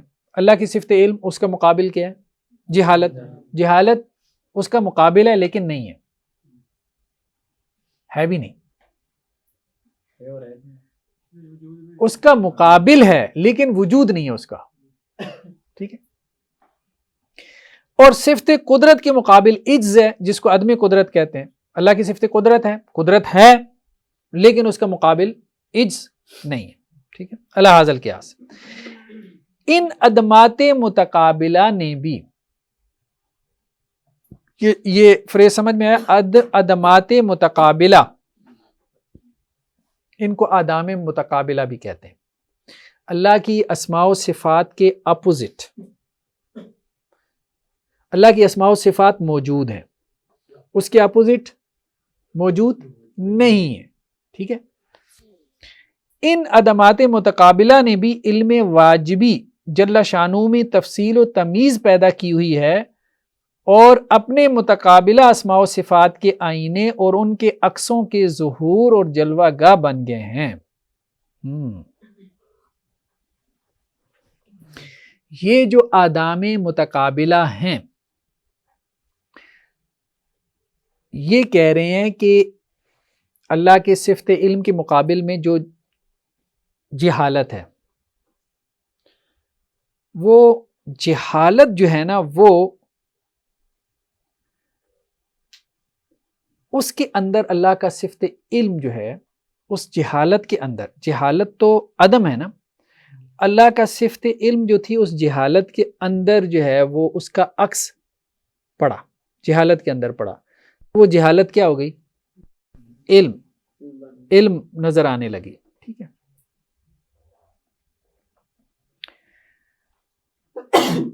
تو اپنے متقابلہ اسماء و صفات کے آئینے میں یہ آدام متقابلہ تھے, انہوں نے اپنے آپ کو کس میں دیکھا؟ اسماء و صفات کے آئینے میں. آدام متقابلہ کے سامنے اسماء و صفات کا آئینہ پڑا ہوا ہے, تو اسماء و صفات کی جھلک پڑ رہی ہے یا عکس پڑ رہا ہے اپنے متقابل آدام کے اوپر. ٹھیک ہے. کہ آئینے اور ان کے عکسوں کے ظہور اور جلوہ گاہ بن گئے. فقیر کے نزدیک وہ عدمات ان اسماء و صفات کے عکوس کے ساتھ ممکنات کے حقائق ہیں. کیا کہہ رہے ہیں؟ وہ جو عدمات ہیں وہ اسماء و صفات کے عکوس کے ساتھ ممکنات کے حقائق ہیں. جملہ سمجھ میں آ رہا ہے؟ اسماء و صفات کے سامنے آدام متقابلہ ہیں, اسماء و صفات کی جھلک آدام متقابلہ میں پڑ رہی ہے. تو ہم کیا ہیں؟ ہم آدام متقابلہ ہیں, اور آدام متقابلہ میں پڑھنے والا جو عکس ہے وہ ہیں ہم. تخلیق کا مطلب کیا ہے؟ ان کے نزدیک تخلیق کا مطلب کیا ہوگا؟ کہ عدم متقابل میں صفت کا عکس پڑھنا, تو تخلیق ہو گئی. جب تک عدم متقابل میں صفت کا عکس نہیں پڑا تو تخلیق نہیں ہوئی. ٹھیک ہے. کیا ہو گیا؟ چلیں مارا تو کہنے کا مقصد یہ ہے کہ اب ان کے نزدیک حقائق ممکنات کیا ہوئی ہے؟ ان کے نزدیک حقائق ممکنات کیا ہوئی ہے، یعنی ہماری حقیقت کیا ہوئی؟ صفات کا جو عکس پڑھ رہے ہیں ہم وہ آدام متقابلہ میں، آدام متقابلہ پلس اس میں جو صفات کا عکس پڑ رہا ہے، ٹھیک ہے۔ یہاں آ کے شاہ اللہ دہلوی نے ایک بڑی گہری بات کی، انہوں نے کہا دیکھیں بات یہ ہے، اگر تو یہ صرف یہ کہتے نا کہ آدام متقابلہ کو ہم مخلوق کی حقیقت کہہ رہے ہیں، پھر تو چلیں بات ٹھیک تھی کہ وہ کہہ رہے ہیں کہ جی وہ آدام متقابلہ ہے نا تو وہ اللہ کی ذات سے باہر ہو گیا نا، وہ تو ویسے ہی نہیں ہے، اور دوسرا ہے بھی نقیض، اسماء و صفات کی نقیض ہے تو وہ تو شر ہے، تو وہ اللہ کی ذات میں ہو نہیں سکتا، تو وہ تو اللہ کی ذات سے باہر ہو گیا آدام متقابلہ۔ پھر تو بات تھی کہ انہوں نے اللہ کی ذات سے اس کو علیحدہ کر دیا مخلوق کو، لیکن وہ یہ جو کہہ رہے ہیں کہ اسماء و صفات کا عکس ہے جو ان آدام متقابلہ میں پڑھ رہا ہے، تو گویا بات وہیں پہ پہنچ گئی۔ یہ شاہ اللہ دہلوی نے کہی بات رحمہ اللہ، کہ بات وہی وحدت الوجود والی کہ اسماء و صفات یا اعیان ثابتہ کا عکس ظاہر وجود کے آئینے میں پڑ رہا ہے۔ لیکن یہاں پہ بھی شیخ احمد سرہندی نے ایک اور بات کی ہے، انہوں نے کہا کہ بھائی اچھا پتہ نہیں شاہ صاحب کا ذہن اس طرف کیوں نہیں گیا، مجھے یہ خود سمجھ میں نہیں آتی۔ مکتوب مدنی میں انہوں نے دونوں کو جمع کر دیا، ایک ہی بنا دیا اس بنیاد پہ، یہ عکس والی بات کی۔ شیخ احمد سرہندی نے آگے ایک جملہ لکھا ہے کہ یہ جو عکس ہے نا، ہم اس کو اسماء و صفات کا عین نہیں سمجھتے، یعنی ہمارے نزدیک وہ اسماء و صفات کا کیا ہے؟ غیر ہے۔ تو انہوں نے اللہ کے وجود سے اس کو نکال دیا، اس بحث کو نکال دیا۔ باقی اب یہ کہہ سکتے ہیں کہ غیر ضروری بحث ہے، کوئی فائدہ نہیں ہے ایسے خامخواہ، لیکن کم از کم وہاں سے اس کو نکال دیا۔ اچھا آگے کیا کہہ رہے ہیں کہ جی شیخ محی الدین کے نزدیک ممکنات کے حقائق وہ تمام اسماء و صفات ہیں جو مرتبہ علم میں امتیازی کیفیت رکھتے ہیں، یعنی اسماء و صفات مرتبہ علم میں جا کے ان میں تمیز پیدا ہو گیا، تفصیل پیدا ہو گئی۔ اور فقیر کے نزدیک ممکنات کے حقائق وہ عدمات ہیں، ممکنات کے حقائق ہماری حقیقت کیا ہے؟ وہ عدمات ہیں جو اسماء و صفات کے نقائض یعنی ضد ہیں۔ مثلا ممکن کا علم واجب تعالیٰ کے علم کا، بس یار بہت ہو گئے اچھا لہذا فقیر کے نزدیک ممکن واجب کا عین نہیں ہے، ممکن واجب کا، ان کے نزدیک یہ ہے کہ ممکن واجب کا عین ہے، ممکن الوجود واجب الوجود کا عین ہے، ان کے نزدیک ممکن الوجود واجب الوجود کا عین نہیں ہے۔ اور ممکن اور واجب کے درمیان حمل کرنا ثابت نہیں ہے، کیونکہ ممکن کی حقیقت عدم ہے، ہماری حقیقت عدم ہے، اور اسماء و صفات کا وہ عکس جو اس عدم میں منعکس ہو گیا، ٹھیک ہے، اور ان اسماء و صفات کی شبہ و مثال ہے، نہ کہ ان صفات کا عین، یعنی وہ جو عکس بھی ہے وہ بھی ان صفات کا عین نہیں ہے۔ لہٰذا ہمہ اوست کہنا درست نہیں ہوگا، بلکہ ہمہ اوست کہنا درست ہے۔ ٹھیک، ایک اور آگے باریک فرق کرتے ہیں، بس اس کے بعد ختم۔ یہ لوگ چونکہ ذل کے لیے وجود خارجی ثابت نہیں کرتے، اس لیے اصل پر محمول کرتے ہیں، ٹھیک ہے، یعنی یہ کہتے ہیں ذلی وجود جو ہے وہ خارج میں نہیں ہے، وحدت الوجود والے یہ کہتے تھے نا ذلی وجود بھی ظاہر وجود کے آئینے میں ہے، اور یہ فقیر چونکہ ذل کو خارج میں موجود جانتا ہے، یہ کہتے ہیں ذلی وجود کہاں حاصل ہو رہا ہے؟ خارج میں، آدام متقابلہ میں، ٹھیک ہے، اس لیے اس پر حمل کرنے کی پیش قدمی نہیں کرتا۔ ذل سے اصلی وجود کی نفی میں یہ فقیر اور وہ سب شریک ہیں، اور وجود ذلی کی اس بات میں بھی متفق ہیں، لیکن یہ فقیر وجود ذلی کو خارج میں ثابت کرتا ہے، اور وہ وجود ذلی کو وہم اور تخیل میں گمان کرتے ہیں، اور خارج میں احدیت مجردہ کے سوا کچھ موجود نہیں جانتے۔ اور صفات ثمانیہ یعنی 8 صفات کو بھی، جن کا وجود اہل سنت و جماعت رضی اللہ عنہم کی آراء کے موافق خارج میں ثابت ہو چکا ہے، ان کو بھی علم کے سوا ثابت نہیں کرتے۔ یہ بہت خطرناک بات ہے۔ 8 صفات تو سب نے مانی ہے نا، اشاعرہ ماتریدیہ نے بھی، عقیدہ پڑھا ہوا ہے نا آپ لوگوں نے، سلفی تو ساری صفات کو مانتے ہیں نا، اشاعرہ ماتریدیہ نے کم از کم 8 کو بھی مانا ہے، تو 8 پہ تو سب کا اتفاق ہے نا، یہ ان 8 کو بھی نہیں مانتے، ان سب کو کیا کہتے ہیں؟ یہ کہہ رہے ہیں نا صفات ثمانیہ یعنی 8 صفات جن کا وجود اہل سنت و جماعت رضی اللہ عنہم سب کے لیے چلتا تھا تب ہے کہ آراء کے موافق خارج میں ثابت ہو چکا ہے، ان کو بھی علم کے سوا، وہ کہتے ہیں بس ایک ہی صفت ہے، صفت علم، صفت قدرت بھی علم ہے، صفت سماعت بھی علم ہے، صفت بصارت بھی علم ہے، سب کچھ علم ہے، سب کچھ علم ہے، اور علم کیا ہے؟ اللہ ہے۔ اللہ کا علم ہے نہیں ذات. اچھا چلیں یہ اب ہو گیا بس. اب نا ہم دوسرا بھی تھوڑا گہرائی میں اب دیکھ لیں نا دوسرے کیا کہتے ہیں. اس کو تھوڑا سا ہم نے گہرائی میں ٹچ کیا. اور دوسرا جو ہمارا تھا نظریہ ارتقاء کہ وہ کیا کہتے ہیں, تاکہ آپ اس کا بھی کوئی تھوڑا بہت مطالعہ شروع کریں. اچھا وحدت الوجود پہ تو ایک کتاب جو ہے نا اچھی کتاب ہے, ابھی میرے ذہن میں نہیں آ رہی, چلے میں بعد میں آپ کو بتاؤں گا. لیکن یہ ہے کہ نظریہ ارتقاء کے حوالے سے ہارون یحییٰ ہے. ویسے تو ہارون یحییٰ کے اپنے کوئی اعمال اتنے اچھے نہیں ہیں, ٹھیک ہے, ترکش سائنسٹسٹ ہے, لیکن یہ ہے کہ نظریہ ارتقاء پہ اس کا اچھا کام ہے. ہارون یحییٰ اسی نام سے اس کی ویب سائٹ بھی بنی ہوئی ہے. مزید ارتقاء کے علاوہ اس سے کچھ نہ لیں ہیں.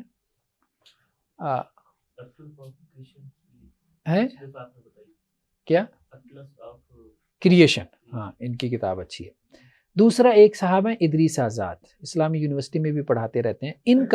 ان کے نام سے ویب سائٹ ہے, تو ان کا اچھا کام ہے سائنس پہ, یعنی آسان انداز میں آپ نے جدید جو سائنسی نظریات کو سمجھنا ہو آسان انداز میں, تو وہ آپ ان کو پڑھیں, ان کو اسٹڈی کریں. اسی طرح الہاد کے نام سے ایک ویب سائٹ ہے, اس کو ضرور دیکھا کریں آپ نے الہاد کے حوالے سے اگر کوئی کام کرنا ہو تو. خیر بہرحال ہم نے کہا تھا دوسرا جو نقطہ نظر ہے نا وہ آیا ہے سائنس سے, ٹھیک ہے, جسے بگ بینگ کہتے ہیں. بگ کا مطلب بڑا, بینگ, ٹھیک ہے. اس کا عام طور پہ ترجمہ کر دیا جاتا ہے انفجار.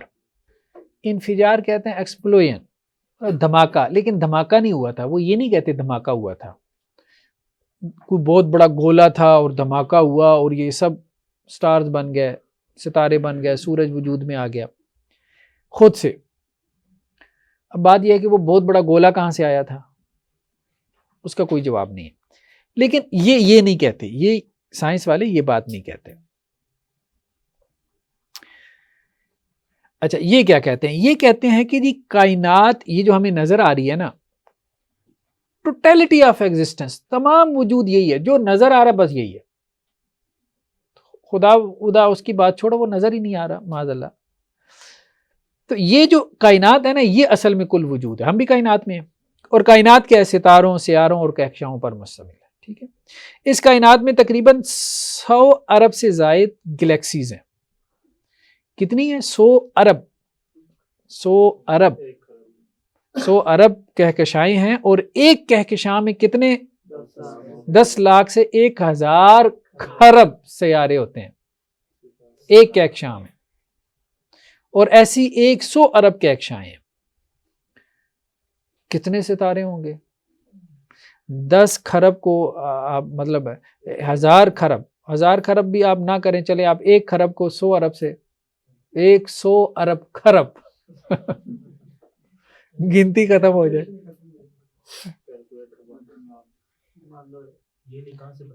اتنے ستارے ہیں. یہ انہوں نے جو ہبل وغیرہ سے اسٹڈی کی ہے نا, ٹیلیسکوپ سے, ہاں یہ بھی مطلب جو دیکھی ہے اس سے کیلکولیشن کر. اس کائنات کی عمر وہ کہتے ہیں جی 13.7 بلین ایئرز ہے, ارب سال ہے. یعنی یہ زمین کتنے سے انہوں نے کیلکولیشن کی ہوئی ہے, یہ نظریہ ہے نا, اس کے تحت کیلکولیشن ہوئی ہے. انسان تا ہے, ہاں مطلب کیلکولیشن میں تو تھوڑی بہت کمی بیشی رہتی ہے نا, وہ ایگزیکٹ تو ہو نہیں نہ سکتی. اب ظاہری بات ہے کہ یہ سب ایگزیکٹ, اتنی بڑی ٹائم پیریڈ آپ نے بنانا ہے تو اس میں اتنی کمی بیشی تو آ ہی جاتی ہے. انسان تاحال کائنات کے ایک مختصر حصے کا مشاہدہ کر پائے. یہ کائنات اسی طرح پھیل رہی ہے کہ کہکشاؤں کا درمیانی فاصلہ مسلسل بڑھتا ہے, یعنی یہ سٹارز دور چلے جا رہے ہیں, دور پھیل رہی ہے یہ. اچھا شروع میں اہل سائنس میں کائنات کے حوالے سے جو ابتدائی نقطہ نظر تھا وہ کیا تھا, اسٹیڈی اسٹیٹ تھیوری تھا, کہ مطلب کائنات ہمیشہ سے ہمیشہ رہے گی, یہ مادہ ہمیشہ سے ہمیشہ رہے گا. دیکھیں نا, ایک نقطہ نظر یہ ہے کہ بھئی یہ سب کچھ کیسے ہے, مادہ ہمیشہ سے ہے, بس ٹھیک ہے. دوسرا یہ تھا کہ مادہ بھی ہے اور خدا بھی ہے ہمیشہ سے. تو جیسے میز بھی ہے، بڑھئی بھی ہے، تو بڑھئی نے جو ہے وہ لکڑی سے میز بنا دی. ایک نقطہ نظر یہ بھی آیا. اچھا، ایک تو یہ آیا کہ مادہ ہمیشہ سے ہے، ٹھیک ہے، اور ایک نقطہ نظر یہ آیا کہ خدا اور مادہ ہمیشہ سے ہیں. تو خدا نے مادے سے کائنات بنا دی، جیسے لکڑی سے بڑھئی نے میز بنا دی. تیسرا ایک اور آیا کہ خدا نے ہی مادے کی صورت اختیار کر لی. یہ بھی ہے، یہ ہندوؤں میں ہے.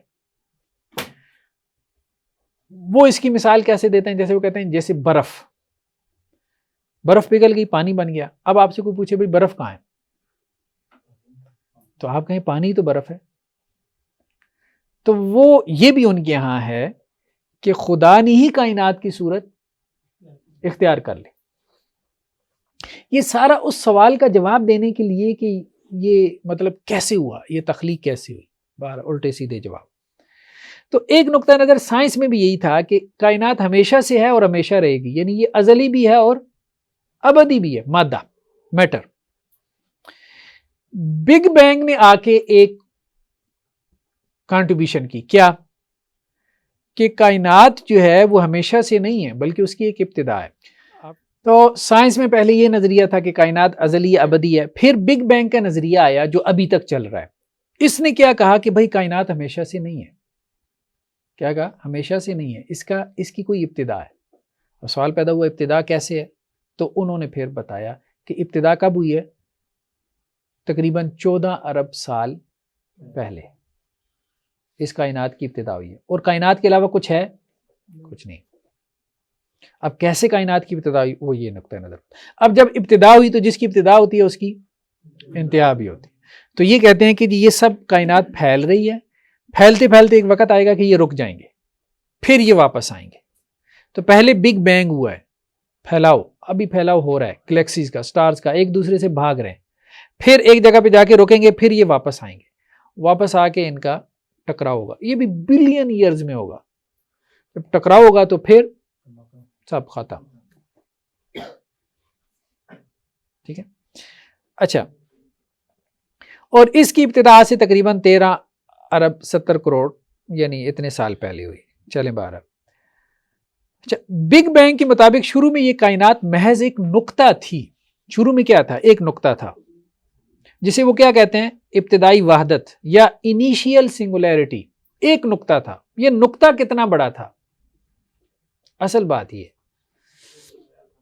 ہے.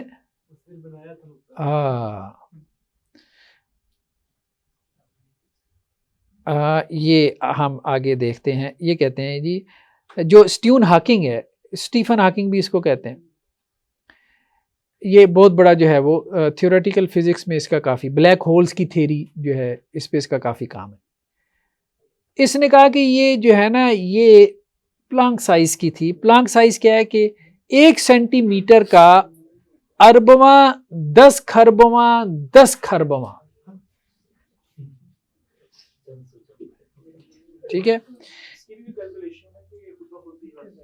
بلین ٹریلینت ٹریلینت.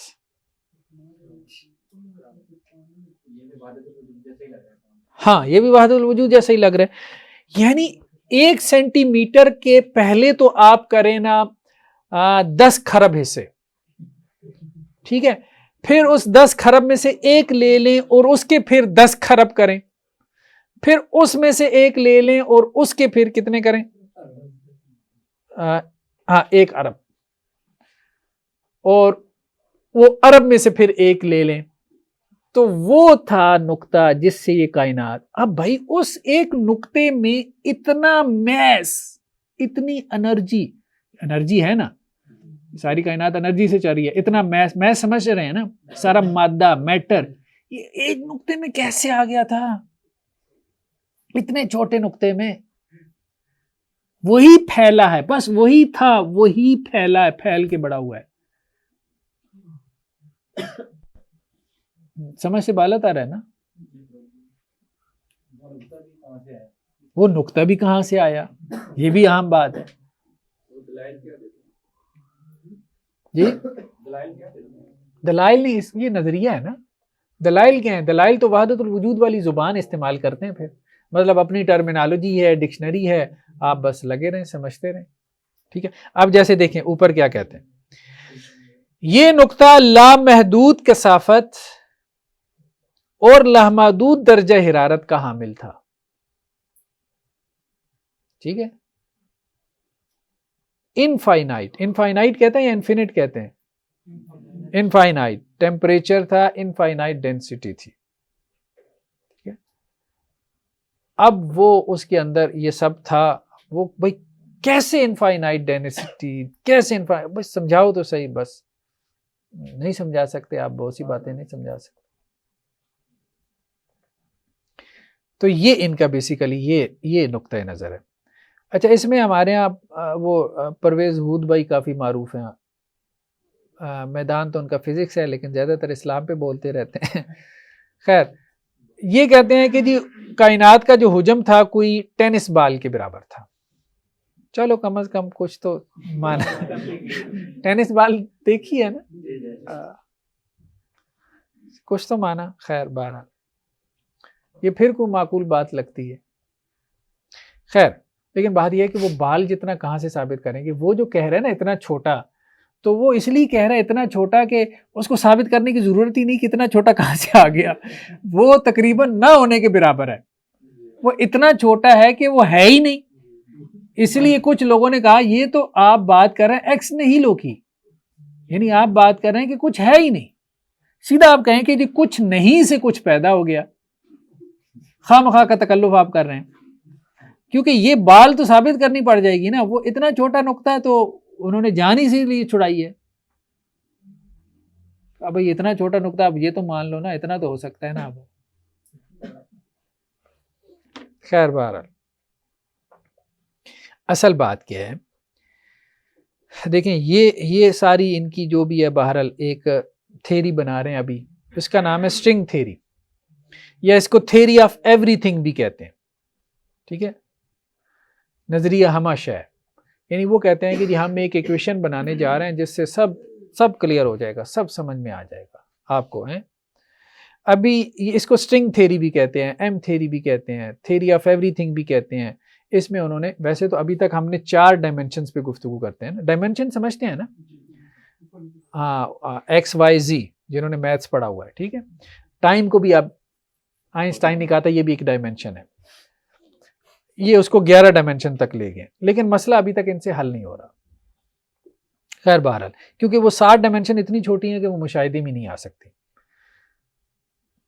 اچھا بہرحال اب مسئلہ یہ ہے کہ جو چیز جس کا آپ لوگوں کو میں نے مطالعہ کروانا ہے، اور آپ لوگوں کو اس کا فائدہ ہوگا جب آپ کی ایتھیس سے سر جو کہا جاتا ہے آئنسٹائن کی ایکویشن ہے E=mc²، وہ کہا جاتا ہے کہ واقعہ مراج کی ایک سائنسی تحقیق ہم کہہ سکتے ہیں. اس کے مطابق کہا جاتا ہے کہ اگر کوئی چیز اسپیڈ آف لائٹ سے ٹریول کرے گی تو وقت رک جائے گا. یہ بات ٹھیک ہے؟ ہاں کہا جاتا ہے. ٹھیک ہے کسی حد تک، مطلب اس کی سائنسی توجہ کی جا سکتی ہے، لیکن ہمیں ان چیزوں میں زیادہ نہیں پڑھنا چاہیے. دیکھیں ہمارے ہاں میں نے یہ ویسے پڑھیں سب کو، یہ ہود بھائی کی ایک کتاب ہے اسلام اور سائنس کے موضوع کے اوپر. دیکھیں اگلے کی ساری باتیں غلط نہیں ہوتی. اس نے یہ لکھا ہے کہ جی میں نے دیکھا ہے کچھ ہمارے جو ہے نا اٹامک انرجی سے تعلق رکھنے والے پاکستانی سائنسٹسٹ ہیں، تو وہ اس پہ ریسرچ کر رہے تھے کہ یہ جو جنات ہیں ان سے ہم بجلی کیسے پیدا کر سکتے ہیں. ٹھیک ہے. اور اس میں قرآن سے اور حدیث سے، تو دیکھیں یہ چیزیں جو ہے نا وہ پھر اگلے میں ریئیکشن پیدا کریں گی. ہمیں زیادہ ان چیزوں میں نہیں جانا چاہیے. ہر چیز جو ہے نا قرآن حدیث بجلی پیدا کرنے کے طریقے ہمیں بتانے کے لیے نہیں آئے. ٹھیک ہے. یا یہ بک آف سائنس نہیں ہے، سائنس کی کتاب نہیں، یہ بیسیکلی ہدایت کی کتاب ہے، بک آف گائیڈنس ہے جو ہمیں دنیا گزارنے کا طریقہ سکھاتے ہیں. تو خیر بہرحال ہم یہ کہہ رہے ہیں کہ یہ جو خدا کو کہتے ہیں کہ جی سائنسٹسٹ نہیں مانتے، تو یہ بات ان کی درست نہیں ہے. Galileo, Kepler, Descartes, Copernicus, Newton, یہ سب جو ہے یہ کیا کہتے ہیں؟ یہ جو فزیکل لاز ہیں، قوانین قدرت ہیں، یہ سب کہتے ہیں یہ ورک آف گاڈ ہے، خدا کو مانتے ہیں. کیا خدا کا تصور کیا ہے؟ ہاں وہ بات الگ ہے. اس میں پھر جو ہے نا زیادہ تر وہ ہم آگے چل کے دیکھ رہے ہیں، زیادہ تر ان میں سے کرسچین تھے. تو عیسائیوں کے ہاں جو ایک خدا کا تصور تھا، یعنی خالق کی حد تک، کریٹر کی حد تک، بس وہ مانتے تھے، تفصیلی نہیں ہے. لیکن ایسا نہیں تھا کہ یہ کسی کریٹر کو نہ مانتے ہوں. آپ یوں کہہ لیں کہ ان کا تصور خدا تھا کہ کوئی خالق ہے، یعنی ذات ان پرسن میں کوئی خالق ہے. ایسا نہیں ہے کہ ہم خود سے موجود ہیں. یا آپ یوں کہہ لیں توحید ربوبیت کے قائل تھے. ٹھیک ہے. لیکن یہاں پہ جو زیادہ پڑھ لکھ جاتے تھے ان میں شرک ورک بھی اتنا نہیں ہوتا تھا. خیر آگے آ رہی ہیں وہ ان کی. Einstein, Arthur Compton, Pascal, Haeckel, James Maxwell, Bacon, Louis Pasteur, تو یہ سارے آپ، ہیزنبرگ، تھامس کیلون، یہ سارے جو ہیں نا وہ فرانسس کولنز، تو جان ایکلز، یہ سب خدا کے وجود پر ایمان اور یقین رکھتے تھے. خیر بہرحال آگے ہم جو ہے نا کچھ ایک منٹ یہ کوٹیشنز ہیں سائنسٹسٹ کی، وہ بس ہم دیکھ لیتے ہیں. باقی آپ کتاب میں دیکھ لیں، یہ پورا ایک چیپٹر ہے سائنس کے حوالے سے کہ سائنس نے سائنسدانوں میں سے کتنے ہیں، چند ایک ہیں جو خدا کا انکار کرتے ہیں. بیسیکلی جتنے بڑے سائنسسٹ ہیں وہ سب خدا کا اقرار کرتے رہے. تو اگر آپ یہ کویسچن پیدا کریں کہ ڈز سائنس اپوز ریلیجن، کیا سائنس جو ہے وہ مذہب کو اپوز کرتی ہے، یعنی سائنس پڑھنے سے آپ مذہب کا انکار کر بیٹھتے ہیں؟ ایسا کچھ بھی نہیں ہے، کچھ بھی نہیں ہے. ہاں وہ جو پڑھانے والا آ رہا ہے وہ آ کے آپ کے دماغ میں اپنا کو گند اور ڈیلنا چاہے سائنس کے نام پہ، وہ ایک علیحدہ بات ہے. تو ایک چیز ہے سائنس اور ایک ہے سائنسی نظریات. جو تو سائنس ہے یا سائنٹیفک فیکٹ ہے جو ثابت ہو چکا ہے، وہ کبھی آپ کو خدا سے دور نہیں لے کے جاتا، وہ آپ کو خدا کے نزدیک کرتا ہے. ہاں جو سائنسی نظریات ہیں جسے سائنس فکشن کہتے ہیں، کہانیاں ہیں، بس یہ ہے وہ ہے فلاں امکان ہے. ابھی آپ جا کے لکھے 2050 میں دنیا کیا ہوگی، یوٹیوب پہ وہ آپ کو ویڈیو دکھا دیں گے، یہ وہ ہے. تو وہ سارے قصے کہانیاں، ہیری پوٹر جیسے کہتے ہیں. تو وہ ظاہری بات ہے وہ سائنس نہیں ہے. اچھا تو ہم یہ کہہ رہے تھے کہ ہم کچھ جو سائنسٹسٹ ہیں بڑے، ان کے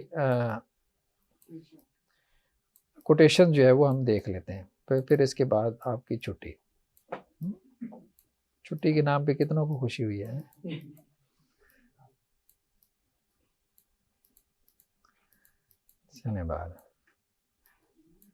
لیکن بہرحال جب بھی پڑھنا ہے اسی طرح سے جبر کر کے پڑھنا ہے.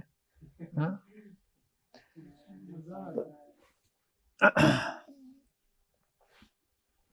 تو رچرڈ ڈاکنز اور اسٹیفن ہاکنگ یہ دو بڑے ہیں جنہوں نے انکار کیا ہے، اور باقی آپ کو کوئی زیادہ بڑے نام نہیں ملتے. ایک اور نام بھی ملتا ہے کارل سیگان کا، وہ بھی ہے. خیر بہرحال لیکن زیادہ بڑے نام اسی طرف ہیں جو خدا کو ماننے والے ہیں. فرانسس بیکن، ٹھیک ہے. تو اس کا کہنا کیا تھا کہ جی جو شخص تھوڑا بہت فلسفہ پڑھنے سے تو ایک شخص مولد بن سکتا ہے، لیکن فلسفے میں گہرائی کا نتیجہ مذہب سے تعلق کی صورت میں ہی نکلتا ہے. خیر یہ تو اس وقت تو فلسفہ تھا. پھر آگے ڈیکارٹ آ گیا، یہ ماڈرن فلسفی کا بانی شمار ہوتا ہے. کہتا ہے میں واضح طور پہ دیکھ رہا ہوں کہ سائنس میں جو بھی سچائی اور قطعیت ہے اس کا انحصار اکیلے سچے خدا کے بارے علم پر ہے. وہ اس طرح کہ خدا کو جانے بغیر کسی بھی چیز کا مکمل علم حاصل نہیں کر سکتا ہوں. ٹھیک ہے.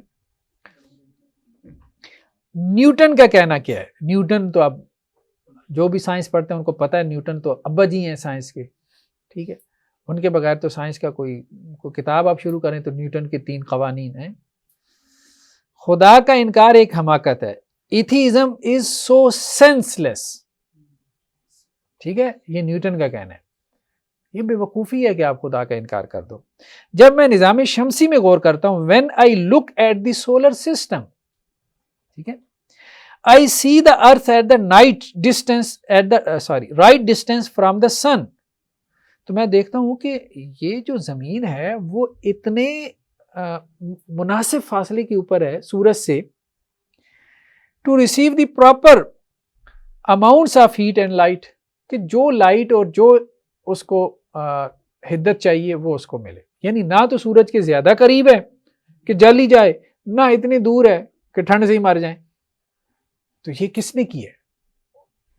تو یہ وہ کہہ رہے ہیں this did not happen by chance, یہ اتفاق سے نہیں ہو سکتا یہ سب.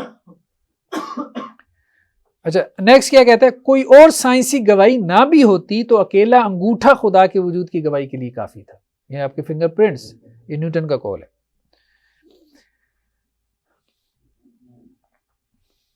اچھا آگے یہ الیکٹرانکس, یہ سائنس کی فیلڈ ہے, اس کا جو بانی ہے فیراڈے, یہ کیا کہتا ہے, فطرت کی کتاب کا جس کا ہم نے سائنس کے ذریعے مطالعہ کرنا ہے وہ خدا کے ہاتھوں سے لکھی گئی ہے. ٹھیک ہے.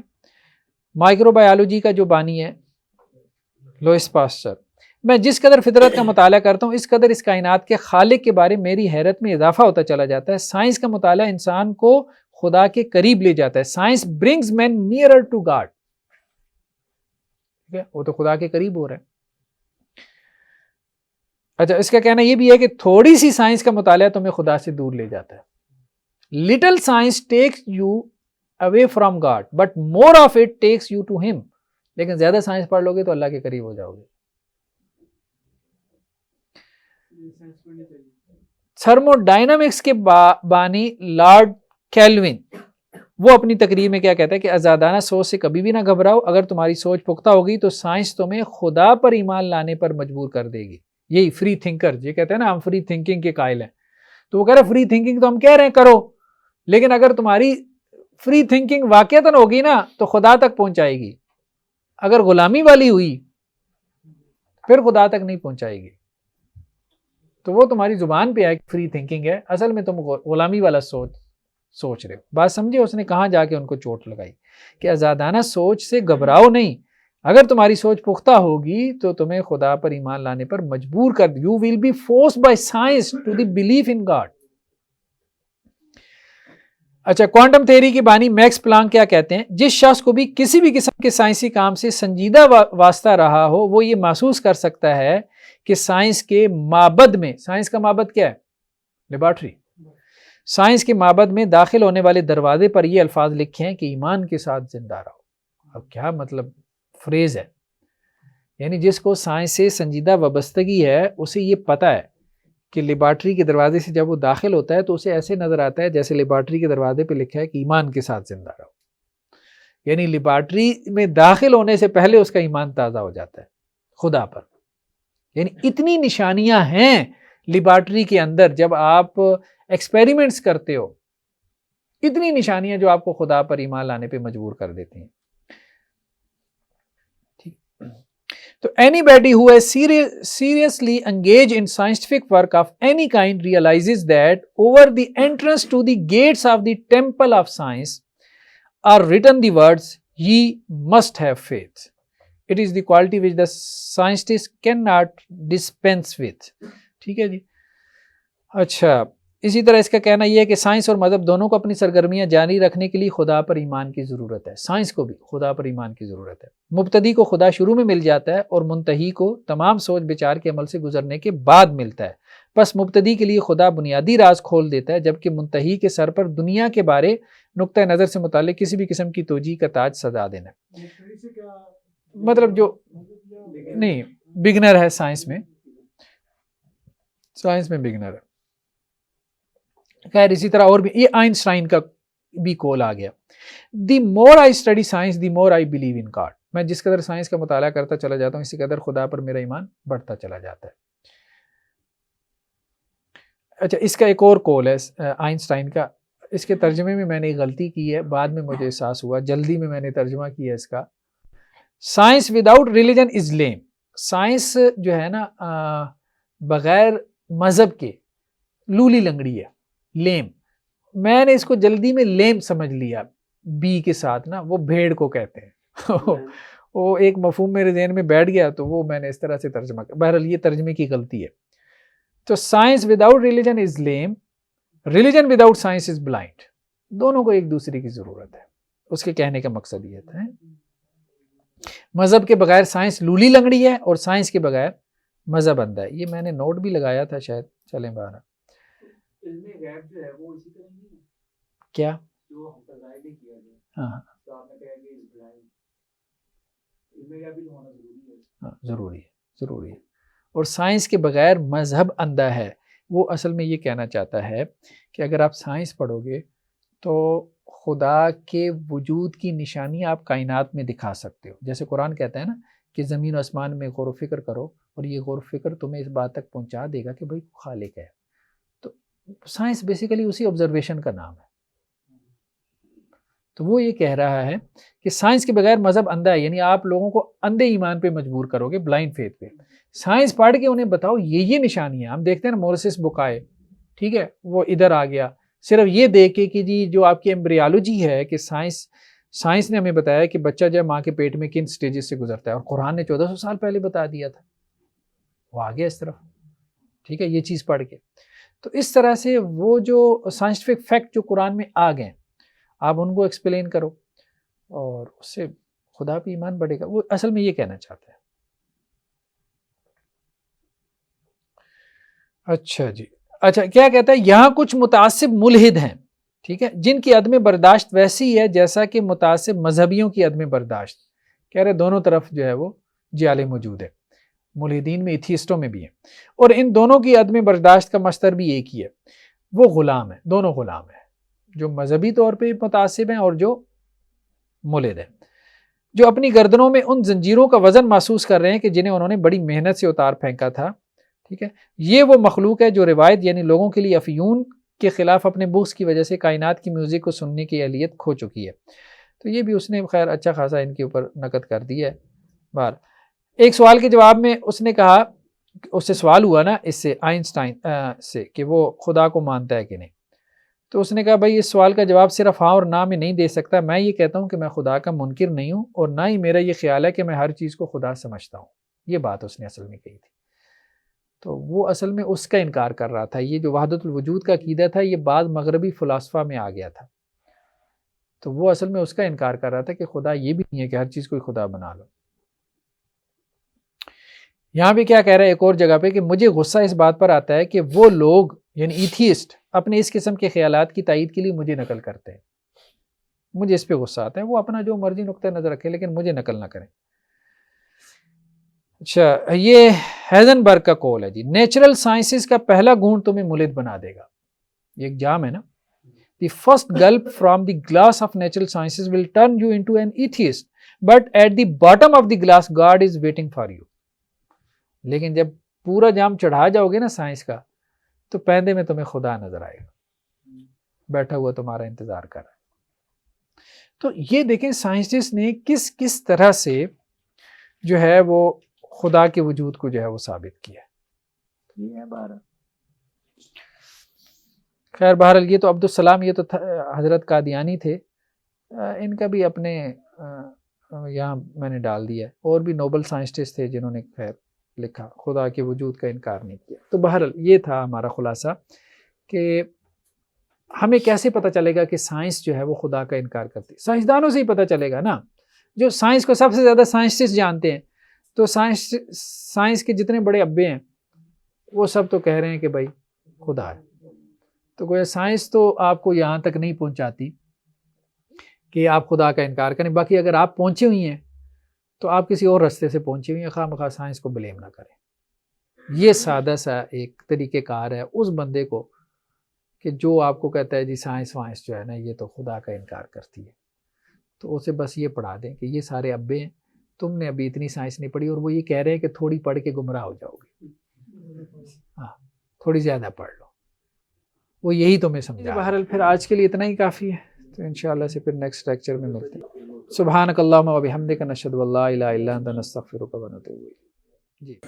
زندگی شعور سے، الحکمہ انٹرنیشنل.